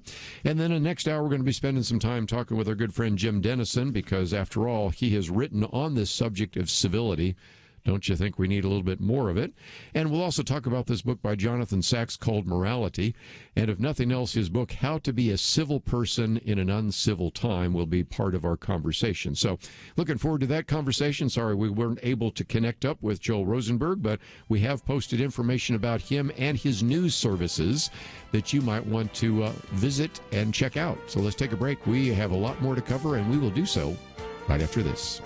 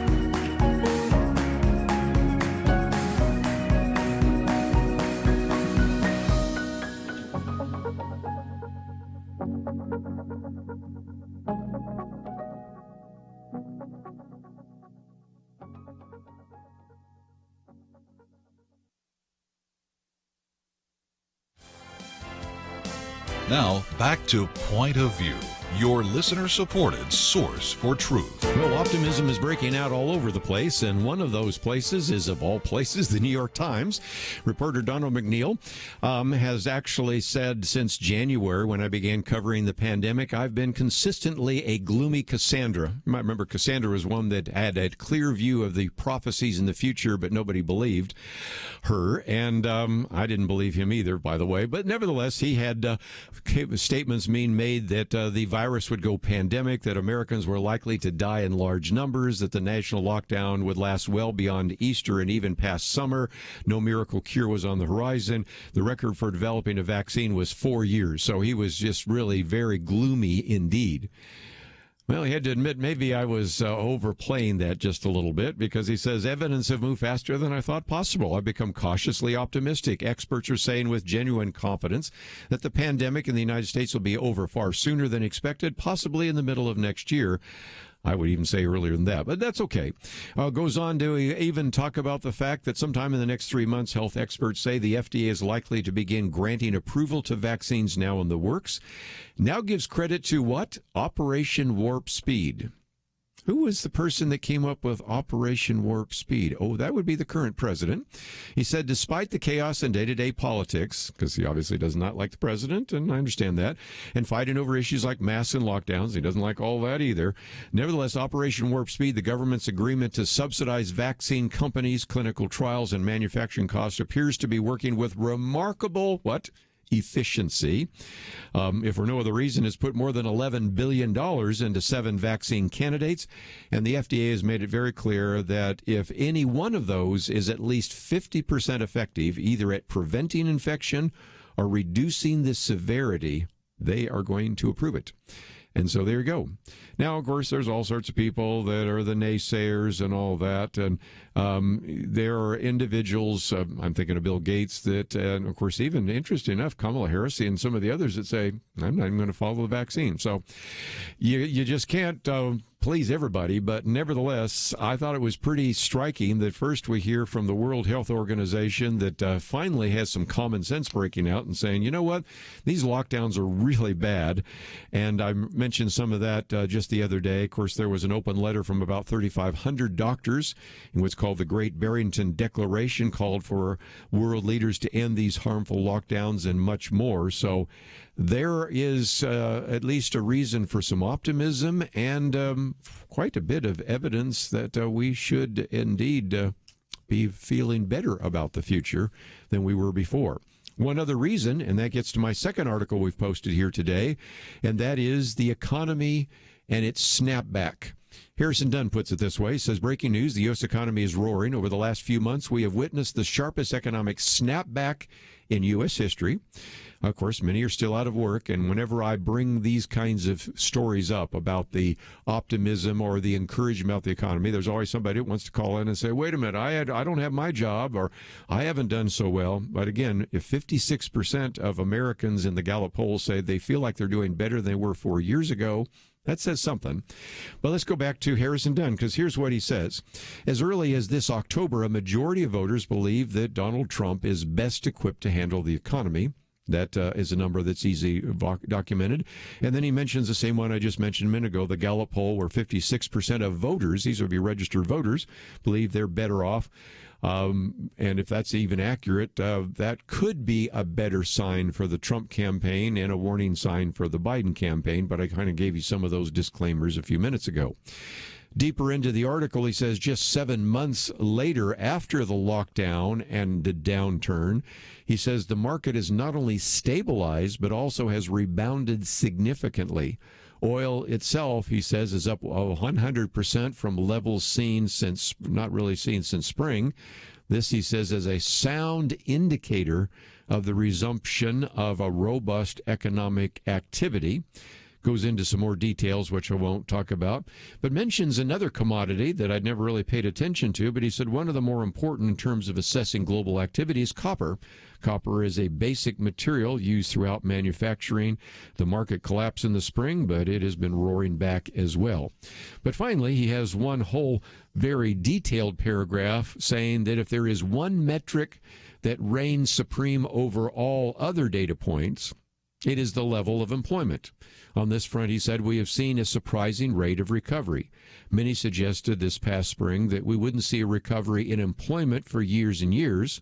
Some even suggested we were at the beginning of a decade-long depression. He says this couldn't be further from the truth. At the very bottom, or the nadir of the coronavirus recession, the unemployment rate in the United States was a staggering 14.7%, almost 15%. The payroll protection plan, undoubtedly, he says, saved the U.S. labor market from total collapse. And now the unemployment rate has contracted to 7.9%, almost half. And this, he says, is a remarkable rebound considering the shape we were in just 6 months ago. And this growth is the highest on record for the United States. So if nothing else, I think it really does illustrate some of these very important issues. And, of course, he points out that the recovery is still fragile. And, of course, who we vote for in November might affect the economy. You've got to imagine that a Trump re-election, which at the moment is kind of not the odds-on favorite, but if indeed that happens, you would expect probably more of the same. But a Biden-Harris administration, we already know from what is in the various platforms and the agreement between Joe Biden and Bernie Sanders, probably we would see an increase in taxes and tax policies, an increase in regulatory effect that would affect the economy. So we'll see where that is, but the American people maybe feel good about the economy, and if they do, they might reelect the president, or they may say, well, that's just nice, but I'm not going to reelect an individual that I just not necessarily like in terms of his personality. So we will see how that plays out. And given the fact that almost 10 million people have already voted, I'm looking at you in Georgia and Texas and a variety of other places, and some of you that have absentee ballots. It is amazing because we have, of course, not going to have our second presidential debate. The third one, which now will be the second one, will be happening after tens of millions of Americans will have already voted. So we will find out only too soon. My commentary today is, when was America great? I take this from a piece I did before in which you had the former Attorney General Eric Holder, who really questioned whether America was ever great. And so that led Vice President Mike Pence in a Twitter post to post really 4 iconic pictures on Twitter. These were the pictures of Washington crossing the Delaware, Americans raising the American flag over Iwo Jima, Buzz Aldrin posing with the American flag on the moon, and Reverend Martin Luther King Jr. giving his famous speech in Washington. You might have thought that'd be the end of the discussion, but no, you'd be wrong, because after all sorts of people had to criticize it. And one of those I posted who said, well, when Washington crossed the Delaware, there was slavery. When the flag was raised in Iwo Jima, Japanese Americans were in intern camps. When King marched on Washington, black people could not vote. When we landed on the moon, millions were dying in Vietnam.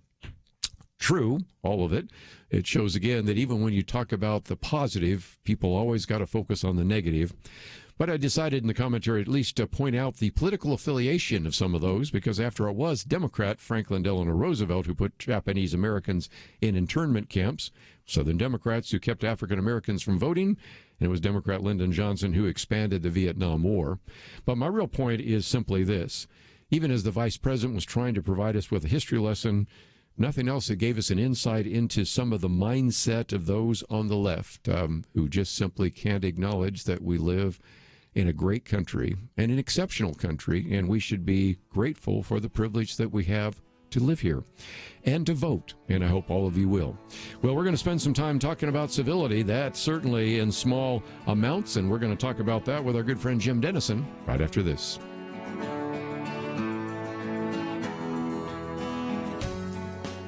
Having civil conversations about important issues seems to be harder and harder. Various media outlets tell people what they should believe, why they should be outraged, and getting people to actually think, well, it can be difficult. Whether it's the gospel, tax issues, social policy, or just about anything else, you need to have solid information and clear thinking to address the hard issues. You need God's truth applied. And that's what you get in less than 2 minutes with Point of View's Viewpoints Commentary, a daily resource to help you be informed and think through the things we need to be talking about. It is free and will arrive in your inbox each day when you visit pointofview.net/signup. Sometimes we know we should say something, but we're silent because we're not quite sure what to say. Viewpoints Commentary can help you break the silence and change the narrative. It can make you a more equipped agent for truth. Get your free subscription to the Viewpoints Commentary at pointofview.net/signup. Pointofview.net/signup. Point of View will continue after this.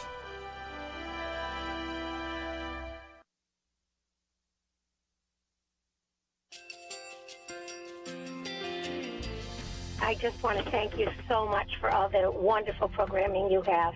You're just absolutely fantastic. I recently started listening to Point of View, and I really found it interesting because of the different subjects you cover. Thank you for that.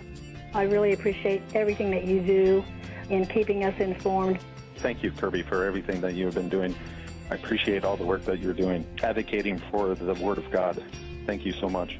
Point of view, I think, is absolutely necessary because it's a Christian perspective, a biblical worldview perspective, and receive very current, up-to-date information about what is really going on, week to week in our culture, which is changing so rapidly, and yet it's morally sliding backwards. Yeah, first of all, I thank you guys. Y'all's program is wonderful, and enjoy it every day. I learn so much every time I listen to it. Point of View Radio Talk Show.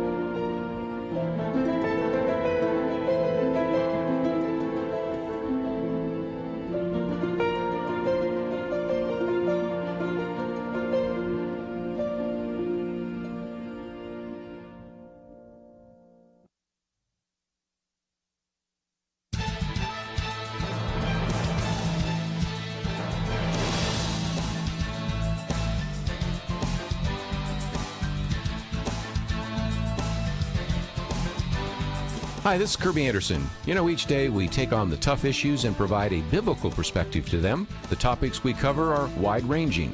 Apologetics, theology, prophecy, creation and evolution, intelligent design, marriage, family, child-rearing, the millennial generation, trends in society, politics, economics, business, religious liberty, the Constitution, public policy, foreign policy, military policy, tensions in the Middle East, abortion, homosexuality, pornography, sexual ethics, media, technology, history, and America's godly heritage. We talk about anything that affects your faith, your family, or your freedom. So don't go anywhere, because Point of View continues right now.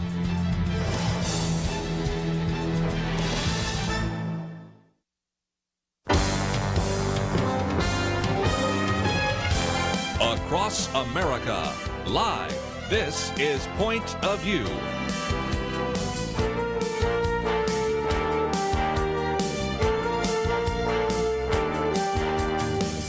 And now, Kerby Anderson. This hour, as I've been promoting, we have our good friend Dr. Jim Denison on the program. And I might just mention we have a lot of resources that you might want to find. First of all, we'll be spending a little bit of time later this hour talking about his new book, Respectfully, I Disagree, How to Be a Civil Person in an Uncivil Time. And so we'll talk about this issue of civility. We have a link to one of his pieces on the Daily article and how President Trump's critics have responded to his illness. 3 sources of incivility and 3 invitations for Christians.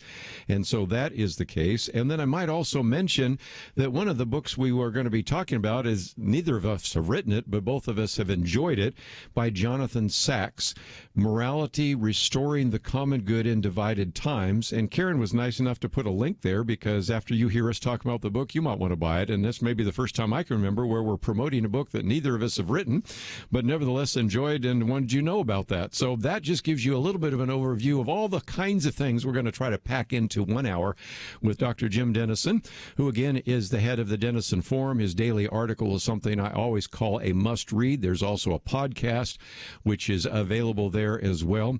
Launched the Denison Forum back in 2009, holds a Master's of Divinity as well as a PhD from Southwestern Baptist Theological Seminary, and joins us now by phone. Jim Denison, always great to have you on the program. Kerby, so glad to be on with you again today, my friend. How are you? I am well, and I might just, as a program note, mention that we have Craig Denison on tomorrow. We'll be talking about a different issue, although some of it relates to one of the chapters in this book on morality in terms of loneliness and suicide and things of that nature. And I was thinking, boy, we've got Craig on, we've got you on. If we get your other son on and your wife on, we could just turn this into the Denison radio broadcast, and we'd have everything covered. So looking forward to that opportunity in the future. But what about this whole idea of civility? But maybe getting into that, you've also been writing about the confirmation hearings with Amy Coney Barrett. And so whether it is of some of the past judicial nominees or the current nominee, it sort of gets us into this issue of civility, doesn't it? Yeah, it absolutely does. And by the way, the more you have my family on, the less you'll need me. And so I suspect that may well be the trajectory going forward. So people meet my wife and they like me better than they did because they think if she would marry him, must be something valuable there. So, I'll kick my coverage, and my kids are amazing, and I just try to keep up is basically how this works. So pretty amazing. But you're exactly right. In fact, I was watching some of the hearings with Judge Barrett earlier today. And if civility is the need of the day, we're not going to Washington to find it. Chuck Colson used to say that salvation is not going to rival an Air Force One. I'm not certain civility is going to be found in the Senate Judiciary Committee today either, unfortunately. And again, one of the things in the piece that we've posted here from the daily article, which again, I encourage people to sign up for. And at the bottom of the hour, we'll talk about how they can find not only the things at Denison Forum, but the whole set of ministries, which we'll be talking about, is you pull out 3 reasons in some respects for our divisions. And that comes from this book. I'll hold it up right now. It's called Morality, Restoring the Common Good in Divided Times. When you said, boy, this book is the best book I've read this year. And so I got a copy, and then I'm seeing on the back it's very great endorsement from Jonathan Haidt, who's been on this program as we've talked about his book, The Coddling of the American Mind. Then there's also a great endorsement from Robert Putnam, who we quote from his book, Bowling Alone. I said, this is kind of a must-read book, but in some respects, in your daily article, you talk about some of the factors that have caused these divisions, because I'm old enough, and I think you're almost my age, to remember a time when, gosh, even after a confrontation a little bit between Ronald Reagan and Tip O'Neill, they would go out to dinner with one another. That doesn't seem to be happening anymore. Absolutely doesn't. I remember a day when justices were confirmed 99-0 or 96-3, as was the case with Justices Scalia and Ginsburg. And there was just a day when we understood, okay, we have different positions, and that should be the case. We need to reflect all the various strata of thoughts in the country, but we're going to try to do this together. We're going to have this kind of collective civility. And Tip O'Neill and Ronald Reagan were good friends, even though they certainly disagreed on a variety of levels. Well, Jonathan Sachs is speaking into that. This book, absolutely, as you say, Kerby, is one of the most powerful and profound books I literally have ever read. I am just so grateful to have worked through it. It is not only from the philosophical background, and that's his background. Rabbi Sachs' degrees and background are in philosophy from Oxford and Cambridge. He was chief rabbi in the UK for a long period of time. He was kind of the C.S. Lewis, kind of is the C.S. Lewis of the UK these days, and has been widely known on the BBC, on what they've done in television, and well known in the States as well. So he speaks to these divisions, reasons for our division, that I felt like were really relevant when I wrote the article just a few days ago. He talks, first of all, about the deepening individualism of our society since the 1960s. We were drawn together by the Great Depression and two world wars. We had these external threats and financial challenges. Well, recent decades of relative peace have atrophied such unity. We don't have an external enemy against which we're united as we used to. Number two, he speaks of what he calls, I hadn't seen this word before, the narrowcasting effect of the internet. We think of news as being broadcasted, what you and I are doing right now, or a part of broadcasting. Well, when you get to the internet, it's narrowcasting, in which our news is filtered to reflect our own given interests and political stances. We get this stuff aggregated to us and curated so that we're only reading what we agree with, and reporting like that strengthens our confirmation bias and makes us even more adamant in our positions and that the other side is wrong. The third piece of this is what he calls the disinhibition effect. He says that the new media has given everyone a microphone. The best way to communicate is face-to-face. The worst way is to be anonymous, invisible, and unregulated, but that's what 3.5 billion people are doing every day online. And so I can say things about you I would never say to you. I can hide behind what I call myself online. I lose all inhibition, and we're seeing an absolute lack of civility as a result. Let's, if we can, talk about some of the opportunities, and one I'll take just before the break, then I'll come back and get some of your comments. The one about narrowcasting. I've said before that you want to read widely. If you've been listening over the last hour, I think I've quoted from New York Times, quoted from a couple of columns, quoted from the Washington Examiner. I think we had something there from Wall Street Journal. I know we have something from National Review. That's just in the last hour. And it does seem to me that sometimes I'm quoting from National Public Radio, and I will also go out and see what some pretty virulent critics of the president have to say, because I want to sort of learn from individuals. And this idea of narrowcasting, I think, illustrates again that sometimes, the phrase is sometimes used, that we're in our silos. We're just sort of getting confirmation bias. We're only getting the news we want to see. And I understand that, because after a while you just want to throw your maybe your shoes at the television set, or you want to turn off the internet, or whatever it might be, because you disagree with some of the things being said. But there is a value in listening to other individuals, and I think one aspect of civility, which you'll get into your book after the break, is the fact that we should recognize that we should be humble enough to recognize that we aren't the recipients and the repository of all information. Somebody with whom we might disagree might have an idea or a thought or a perspective that we've never heard before, and it's important for us to really come out of that bubble, come out of that silo.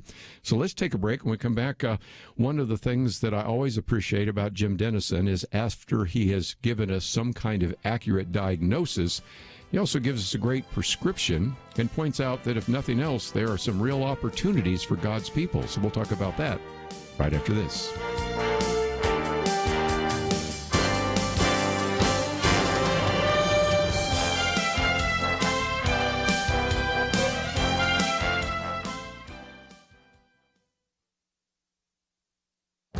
This is Viewpoints with Kerby Anderson. The former Attorney General Eric Holder started a conversation the other day on MSNBC when he was asked about President Trump's slogan, "Make America Great Again." Holder responded with this question: exactly when do you think America was great? The implication was America has never been great in the past. Vice President Mike Pence decided to respond to the question by Eric Holder with 4 iconic pictures on Twitter. They were pictures of Washington crossing the Delaware River, Americans raising the American flag over Iwo Jima, Buzz Aldrin posing with the American flag on the moon, and Reverend Martin Luther King Jr. giving his famous speech in Washington. You might think that would have ended the discussion. Actually, it started another one about American history from a leftist perspective. Consider one of the many Twitter responses. When Washington crossed the Delaware, there was slavery. When the flag was raised at Iwo Jima, Japanese Americans were in internment camps. When King marched on Washington, black people could not vote. And when we landed on the moon, millions were dying in Vietnam. Perhaps this one response can help you see the leftist perspective on American history. No matter what good is done in the country, it is never enough. All of those statements are true, but does that invalidate the sacrifice and innovation that has made some of these iconic pictures so meaningful? One more point is worthy of mention. Few want to mention the political affiliation of those behind such evil. It was Democrats who put Japanese Americans in internment camps, prevented African Americans from voting, and who expanded the Vietnam War. The vice president tried to provide us with a history lesson and instead gave us an insight into the mindset of the left in America. I'm Kerby Anderson, and that's my point of view. For more information about issues covered on Viewpoints, visit pointofview.net. Pointofview.net.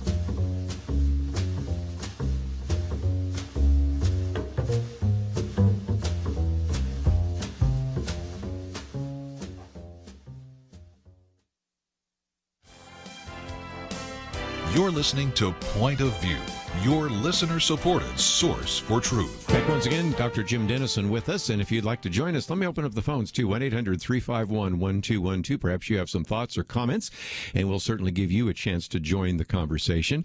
And if you would like to find this particular article, it was the daily article. It came out October 5th, and we have a link posted there so that you can use that to print it out and to learn a little bit more about it, maybe pass it around to others.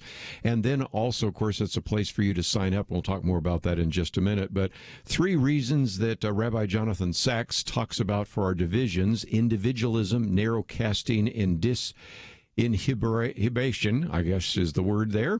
And you actually say, Jim Denison, that there are 3 opportunities in the midst of that for God's people. How so? I believe we need to reframe all our challenges as opportunities as we can, knowing that God redeems what he allows. So in individualism, we'll counter that by the unity we find in Jesus. Galatians 3:28 says, there's neither Jew nor Greek, neither slave nor free, no male or female. So when we worship Jesus together, the closer we draw to him, the closer we draw to each other. If you put a chair in the middle of the room and you and I stand on opposite sides of that room, if we're on opposite sides of some issue, the closer we get to the chair, the closer we get to each other. So unity is a counter to individualism. Confirmation bias, second, is countered by submitting to the truth and authority of God's word, even and especially when it disagrees with our opinions.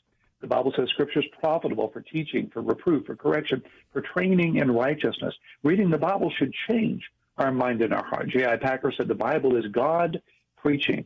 So the way to deal with confirmation bias is to submit it to the authority of God's word. And third, the disinhibition of social media is countered by the grace of Jesus. When we understand that we have been saved by grace, that we're pardoned sinners, we're motivated to pardon other sinners. St. Augustine said God loves each of us as if there were only one of us. When we love each other as much as he loves us, then we're not going to hide behind social media shields so that we say things about people we wouldn't say to them, but we're going to speak the truth in love. And that's vital in these days. Well, and I think, again, in a time when there is so much incivility, it seems to me that Christians can really stand out by being gracious, good citizens with civil, kind of gracious conversation, recognizing that a gentle answer will turn away wrath. So it does seem to me that if we want to stand out as believers, it is almost easier to stand out because light penetrates darkness. Civility penetrates incivility very quickly, doesn't it? Absolutely does. If you're in a dark room and someone turns on a light, you can't help but be drawn to that light. I remember years ago being in the Carlsbad Caverns. They take you down to the bottom. They turn the lights off, the flashlights. It's pitch dark. Can't even see the hand in front of your face. And then after a bit, the tour guide turns on his flashlight. And wherever you happen to be facing, you're automatically drawn to that light, the power of that light. That's the good news of being light in the dark, is that the darker the room, the more obvious and the more powerful the light. Let's, if we can, talk about one of those principles there of individualism, because you give us Galatians 3:28, because as you were going through that, I thought that really relates very much to some things you and I have talked about in terms of racism, and I would certainly encourage people to also get your white paper on racism. But in addition to Galatians 3:28, how about Colossians 3:11, which talks about the fact that there is no Greek or Jew, circumcised, uncircumcised, barbarian, Scythian, slave or free, because that sort of breaks down, if you think about it, the national distinctions, Greek or Jew, the religious distinctions, obviously, circumcised and uncircumcised, cultural distinctions, barbarian and Scythian, and even economic distinctions, slave or free. So Colossians 3:11, Galatians 3:28 not only help us understand this issue of civility, it really gives us a path forward, don't you think, for racial reconciliation? Absolutely does, Kerby. That's so right. You know, that's God's heart for us in Revelation 7. There'll be people of all tribes and languages and peoples and tongues standing together in front of the throne. According to Genesis 3, we're all descended from the same mother. According to Genesis 1, we're all created by the same Father. So we're all part really of one race, the human race in that sense. And the closer we understand that, the more we experience God's love, the more we want to share God's love in a way that transcends and breaks down the divisions and the disharmonies and the biases of their day and of our day. That's the good news. That's the hope. When you go back into apostolic history and even early church history, you see that one of the most powerful witnesses that the early church had was exactly what Colossians 3 is representing. The fact that slaves and free were all welcome in the same family of faith. The fact that the Christians would go to these slave markets and purchase the slaves and set them free, and they would purchase prostitutes and set them free, and they would bring people into their families. They would rescue abandoned babies on trash heaps and raise them as their own. It was said of Christians, my, how they love each other. And again, we've talked about this with various authors over the years, because in some respects, the advance of the gospel in the first couple of centuries in the Roman Empire was because Christians really just stood out. I mean, they were so different because if you had a daughter that was born, you already had a daughter, you leave her out there on the stoop. And if somebody was sick, you would put them out on the street. And the Christians, to the own thread of their own lives, would try to save those individuals. They would adopt those children. And as a result, oftentimes as they would do so, they would save lives, and that was so very significant. So if nothing else, this is something that was helpful in the first century. I think it is certainly going to be very helpful in the 21st century when you have a lot of people talking about compassion and lives matter and those kinds of things. But it's also important for us to demonstrate with our actions that indeed we do value individuals and we do take seriously the gospel message. One of the most significant examples of what you're saying, Kerby, was something I experienced some years ago in Cuba. We were ministering there, working with a church in the interior of Cuba in a place called Cespedes. They had been able to rebuild their sanctuary, their temple, as they called it, with assistance from our church in Dallas and other churches. And so the members got together as they were tearing down the old building. They kept every piece of lumber they could. They kept every nail they could. They straightened the nails as best they could. They would sand them if they were rusty. They created this kind of warehouse there, and then they distributed them across the community according to need, nail by nail, plank of wood by plank of wood. Wow. It didn't matter whether you were a member of their church or any church. You could be part of the Communist Party in Cuba. It didn't matter. They were distributing to everybody in this village as they had. And their pastor told me that was one of the most significant acts of witness for the gospel and for evangelism in the history of the church. To distribute nails and wood. Again, you can find a lot of the great material that you have produced there at the Denison Forum. I also, in a sense, was alluding to a book by Rodney Stark, which is, of course, The Triumph of Christianity, and others that he's written about, and that is the case. I'll take some phone calls because I see some calls coming in, 800-351-1212. But before we take a break, let me at least introduce your book, Respectfully, I Disagree, How to Be a Civil Person in an Uncivil Time. In some respects, you've talked a little bit about how we have gotten there, and of course, maybe some of that has to do with a two-party system. But one of the other elements of that book is, can anyone really change the culture? And how do we change culture? I think we're going to agree on that particular book as well. But talk about how we as believers can change the culture around us. Kerby, I so love doing this with you, and I read so much of the same stuff. It's really interesting, isn't it? So James Davison Hunter, some years ago, wrote this book to change the world, in which he proved, I think, culture changes top down. It changes when you achieve your highest place of influence and live there faithfully. He calls it manifesting faithful presence.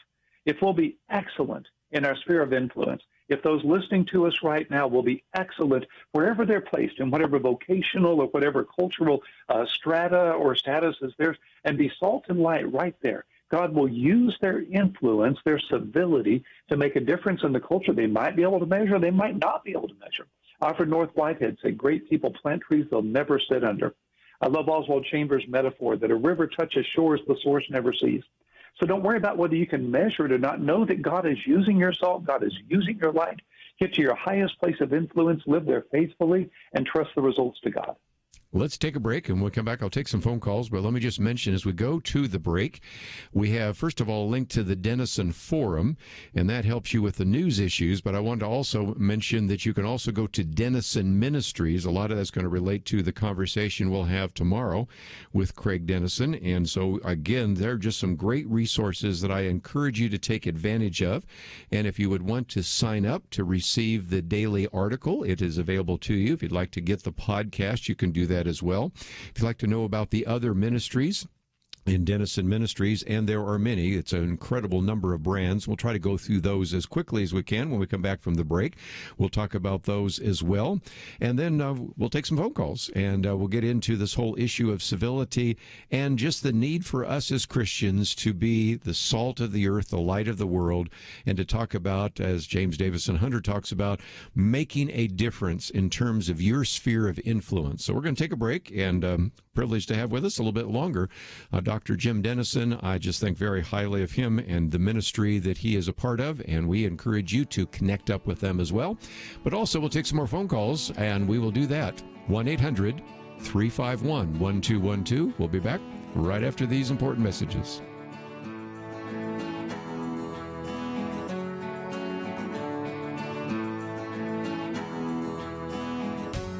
(2020).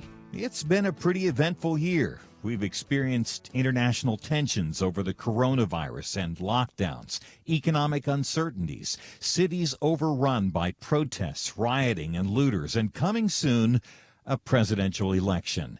Question: where will you get real news, credible opinion, clear biblical thinking on the things that matter most? Answer: Point of View Radio with Kerby Anderson and the team. You can make sure their voices continue speaking loud and clear by taking a moment right now and joining the Truth Team. It is easy, but you do have to visit our website or make a quick call. Go to pointofview.net/team or call 800-347-5151. You have the power to make a difference. Joining the Truth Team can help ensure that millions of people will get a different opinion from the major purveyors of fake news. We don't get big advertising dollars like the networks or tax money like PBS. We depend on you. Pointofview.net/team. and 800-347-5151.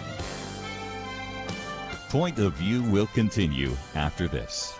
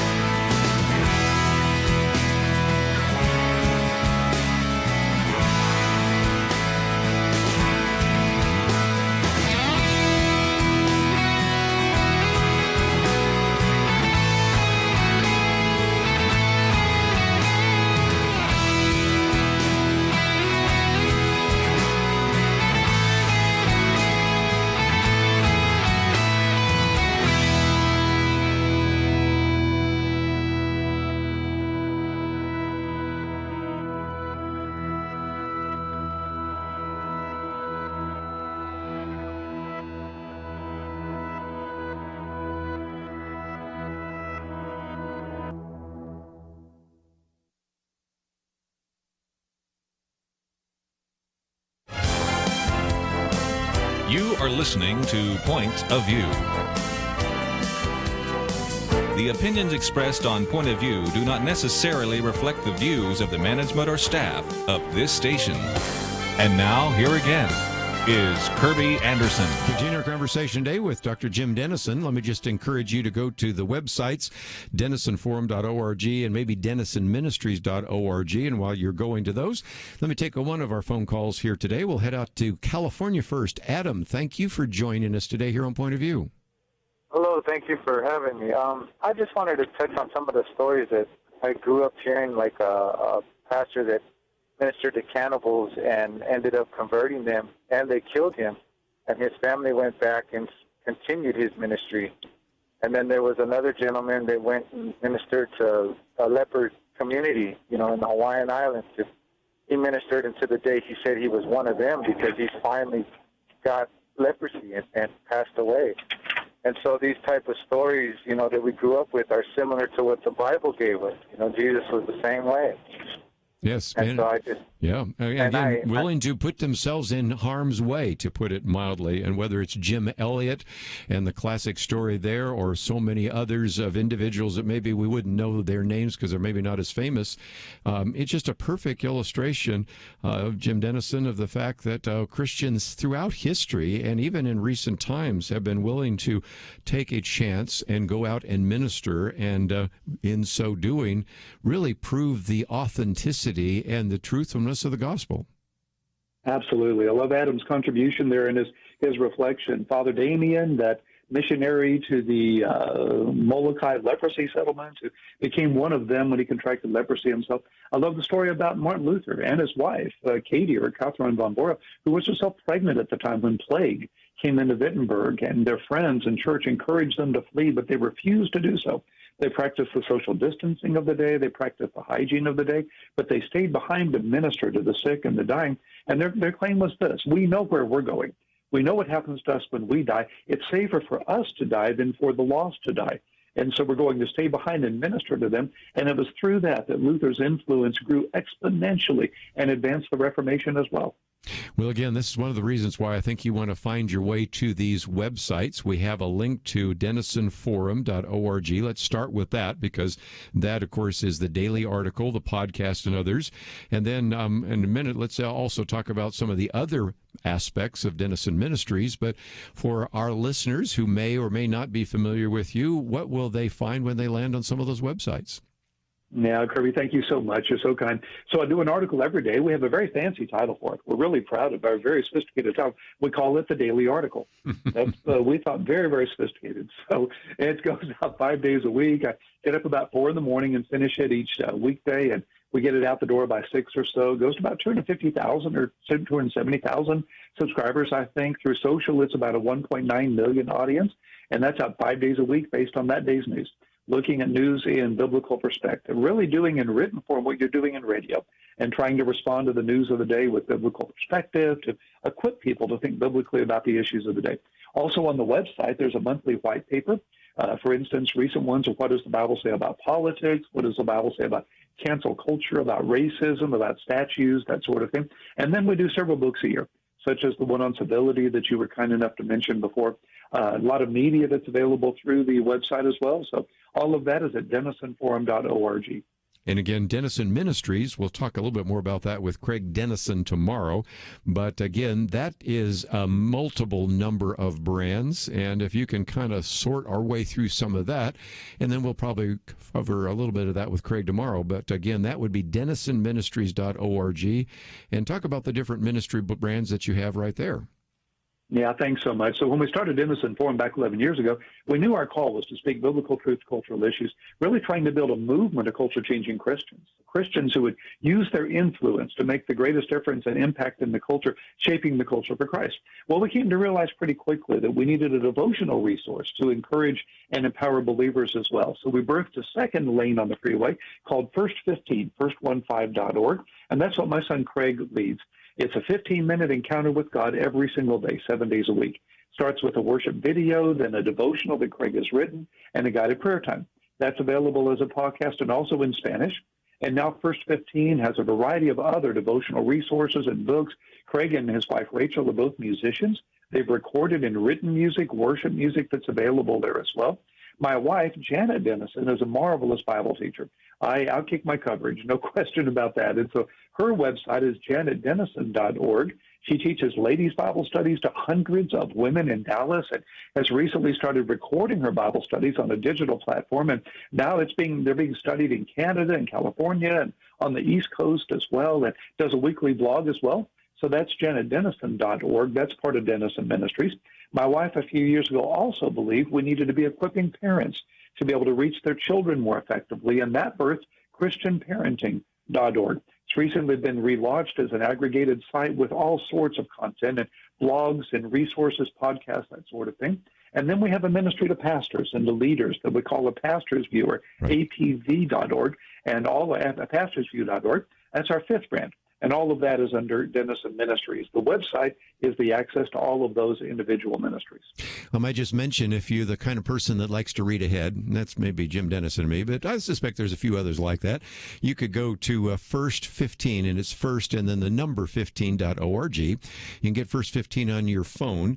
Tomorrow we'll be talking with Craig Denison for about a half an hour about the First 15 ministry and the fact that it is National Suicide Awareness Month, and so we'll get into that. So talk about some of the great material that he and his wife Rachel do, and so that's just kind of a preview of coming attractions, and all of those links should be easy to follow by simply going to our website, pointofview.net, and let's, if we can, go back to some more phone calls, and we'll go to the state of Texas this time. Mike, what would you like to add to our conversation today? Thanks a lot, Kirby and Jim, for taking my call. One of the things that I see here in rural Texas is the fact that the Holy Spirit is moving mostly men, but I see women, and I have conversations with the men and women too. Very often I start the conversation with a question, so where are we? And it gives people pause, and they kind of look at the 11 o'clock hour, and men open up and share their heart with me. And we've had these incredible bonding experiences where we know that the divisions that may have caused us not to speak with each other in the past are being dissolved by the Holy Spirit, because he's got us working as instruments in some way at this late hour for unity. And as we go deeper and try to understand why we're saying what we are, we find that there's a lot of collateral damage in families. And it has to do with not only this cancel culture, which is putting fathers on the chopping block a little bit, but also with the cell phone usage that is keeping people from even talking about what's important while they're in their homes.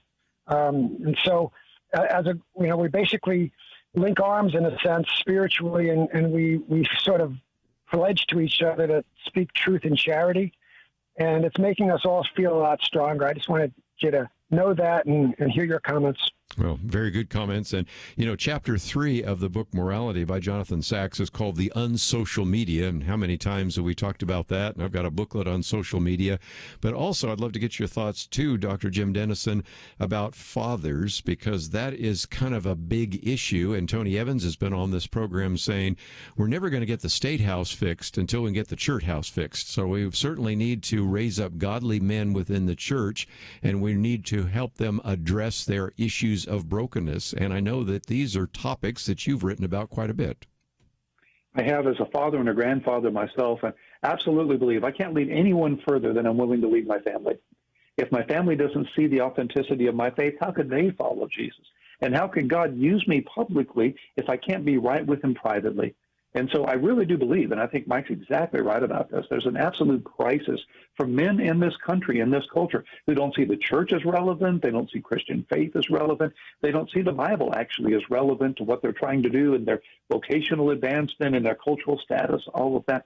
So encouraging to hear Mike say that he and others are finding ways that they can reach fathers and families and get them to put the phone aside when they get home, get them to have an opportunity to pray together, to serve Jesus together, to find common cause together for the sake of the gospel. It absolutely starts there. You go back to Deuteronomy 6. You're supposed to bind these words, these commandments of God on your doorposts and on your threshold. Teach them to your children when you lie down and when you rise up, and that's 24/7. I can't be in public what I'm unwilling to be in private. Very well said. We need to take one of those mandatory breaks. When we come back, Dr. Jim Denison, since we're talking about men, and also I think since you mentioned you have this ministry to pastors, one of the things that came up yesterday when we had some people here from Counsel for Life, as they were talking about the Counsel for Life reaching out to men, but they also reach out to pastors. And one of the first speakers was, Dr. Jim Denison. So I know that we have a number of individuals in church leadership that listen to this program. And so what, after we come back from the break, would you recommend as a fellow pastor who has pastored in churches both in Texas and Georgia? What might you suggest to them as they're right now trying to address the pandemic and the lockdown and the economic challenges, and certainly also wondering what they can or should do during this election season. So I wanted to get some of your thoughts as a fellow pastor speaking to those pastors, elders, and deacons. So we'll talk about that right after this.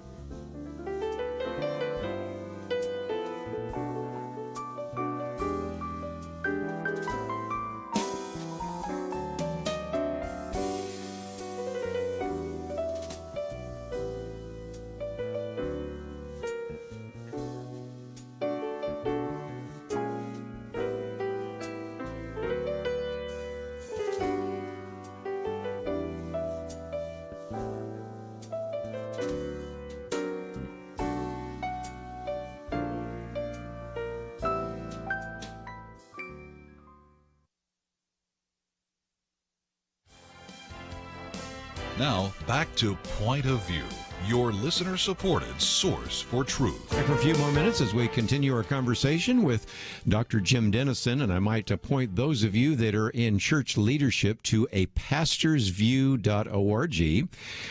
The latest piece that is up there are strategies to prevent pastor burnout, all sorts of great blogs and other information, book reviews. As a matter of fact, one of N.T. Wright, who's on the program with us recently, God in the Pandemic, and a number of other resources.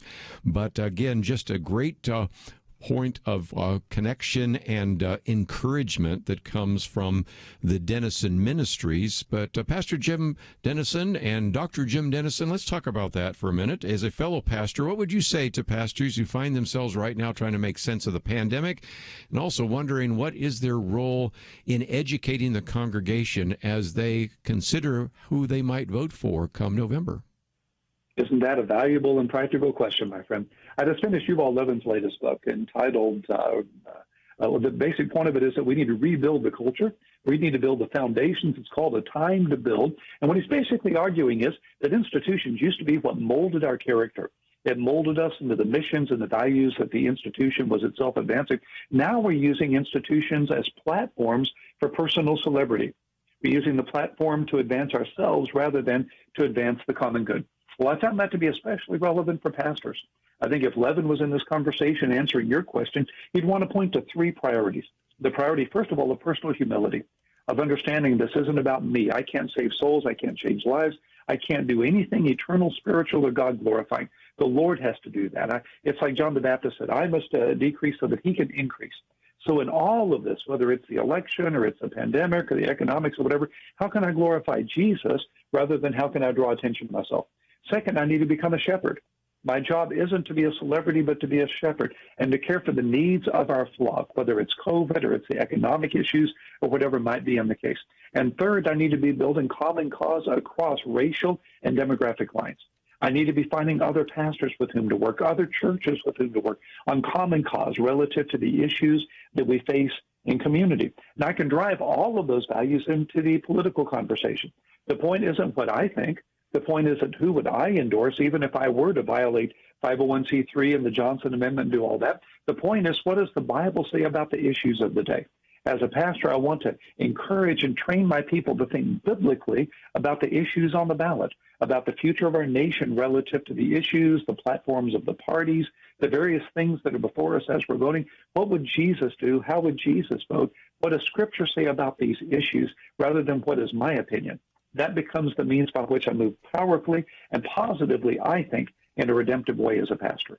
One of the people that we have a chance to interview for a pretty regular basis, in addition to you, is a man by the name of George Barna, who you know only so well. And he has found that when they did surveys years ago of various Christians and asked them, would you like your pastor to address these issues, life, marriage, the environment, race, all sorts of issues? And almost 100% said, yes, I'd love to get more spiritual encouragement and biblical training in that regard.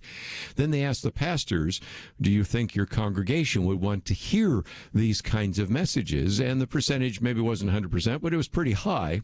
But then they asked the third question, when in the last year have you preached on one of those topics? And the percentage got very, very low.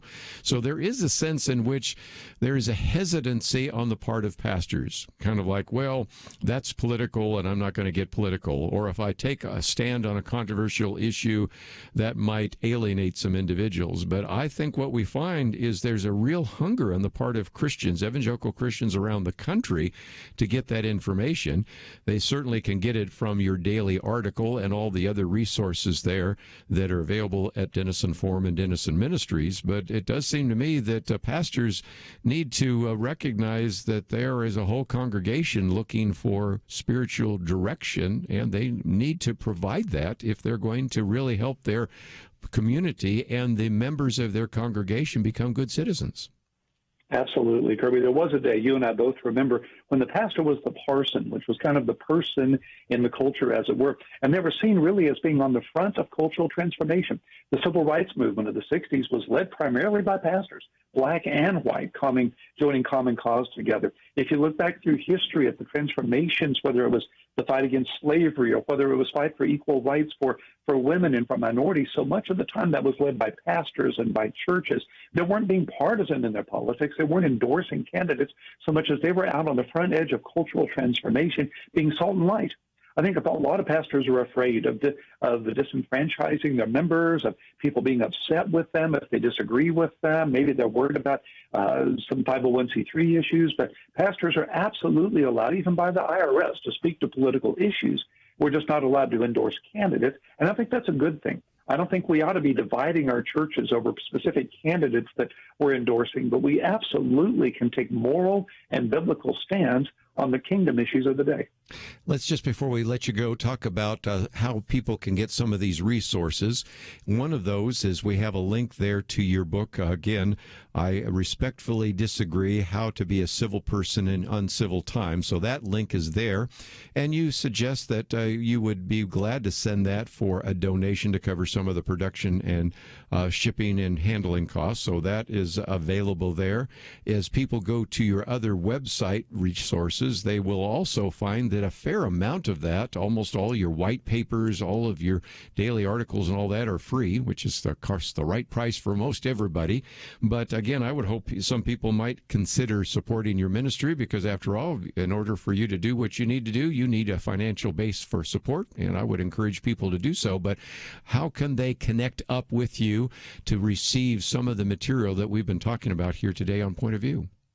Yeah, and Kerby, thank you so very much for this. So the website's the place to find all of that. All the digital content, as you said, is free. We're a donor-based ministry, and certainly we're grateful for those that invest in the ministry, but because there's no production cost in the digital content, the printing and that sort of thing, we can make that available as simply a download. People can find that there. They can see the daily article. They can see the white papers and all the other digital resources. And if it's a printed resource, then it's available for a donation of any size. And we're able to ship that, happy to share that with people, individuals, and pastors as well. Denison Ministries, again, is the umbrella for all of the various brands, and then of which Denison Forum, the one that I'm specifically connected to, is a part. And that's the part where we speak to the cultural issues of the day and biblical perspective on a daily basis. Let me also mention that we're going to have your son Craig with us, and if you click on resources, there's a section, what does the Bible say about suicide? And then you also have it in Spanish, ¿Qué dice de la Biblia? Well, anyway, I won't go through all that in Spanish, so you have the opportunity to read those. Of course, the one you mentioned about what does the Bible say about politics, what about the cancel culture, what about religious liberty, what about racism, what about abortion, what about a variety of other issues, tearing down statues and all the rest. And so there are just so many great resources, and so avail yourself of those, and then take the time maybe to educate some other people in your sphere of influence and say, this is something I found and I wanted to pass it on to you, a PDF, and as they get interested, maybe they'll sign up and help Jim Denison do what he's doing so well. So, Jim Denison, always great to have you on the program, and I know we're going to have you on again before the election, so looking forward to the next opportunity. Kerby, such a privilege always to be with you and your team. So grateful for you, my friend. Craig Denison will be on with us tomorrow, so you get to see, again, what an incredibly talented family they will be. By the way, I might just mention that he is one of 3 guests that we're going to have tomorrow, so you're going to be having a chance to hear somebody talking about the cuties issue and that whole concern that was written by a very articulate individual. We will take time to also address the issue of soul hunger, because that kind of is a great setup for what we'll be talking about with Craig Denison. But, of course, we'll start the hour off by giving you a little bit of an update on what's been happening with the confirmation hearings, and that will be taking place, of course, on Wednesday. Thursday, we'll have a little bit of an open time so that we can once again get back into the issues. And then, of course, Friday, we have our weekend edition. Kelly Shackelford Penedexter will be with us. Look forward to a great week. And I want to thank Andrew and Steve for the help behind the scenes. Have a great day. We'll see you back here tomorrow on Point of View. Having civil conversations about important issues seems to be harder and harder.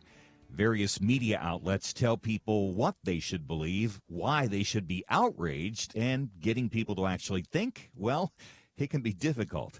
Whether it's the gospel, tax issues, social policy, or just about anything else, you need to have solid information and clear thinking to address the hard issues. You need God's truth applied. And that's what you get in less than 2 minutes with Point of View's Viewpoints Commentary, a daily resource to help you be informed and think through the things we need to be talking about. It is free and will arrive in your inbox each day when you visit pointofview.net/signup. Sometimes we know we should say something, but we're silent because we're not quite sure what to say. Viewpoints Commentary can help you break the silence and change the narrative. It can make you a more equipped agent for truth. Get your free subscription to the Viewpoints Commentary at pointofview.net/signup. Pointofview.net/signup. Point of View is produced by Point of View Ministries.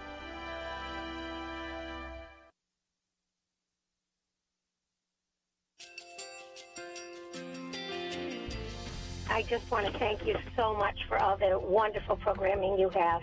You're just absolutely fantastic. I recently started listening to Point of View, and I really found it interesting because of the different subjects you cover. Thank you for that.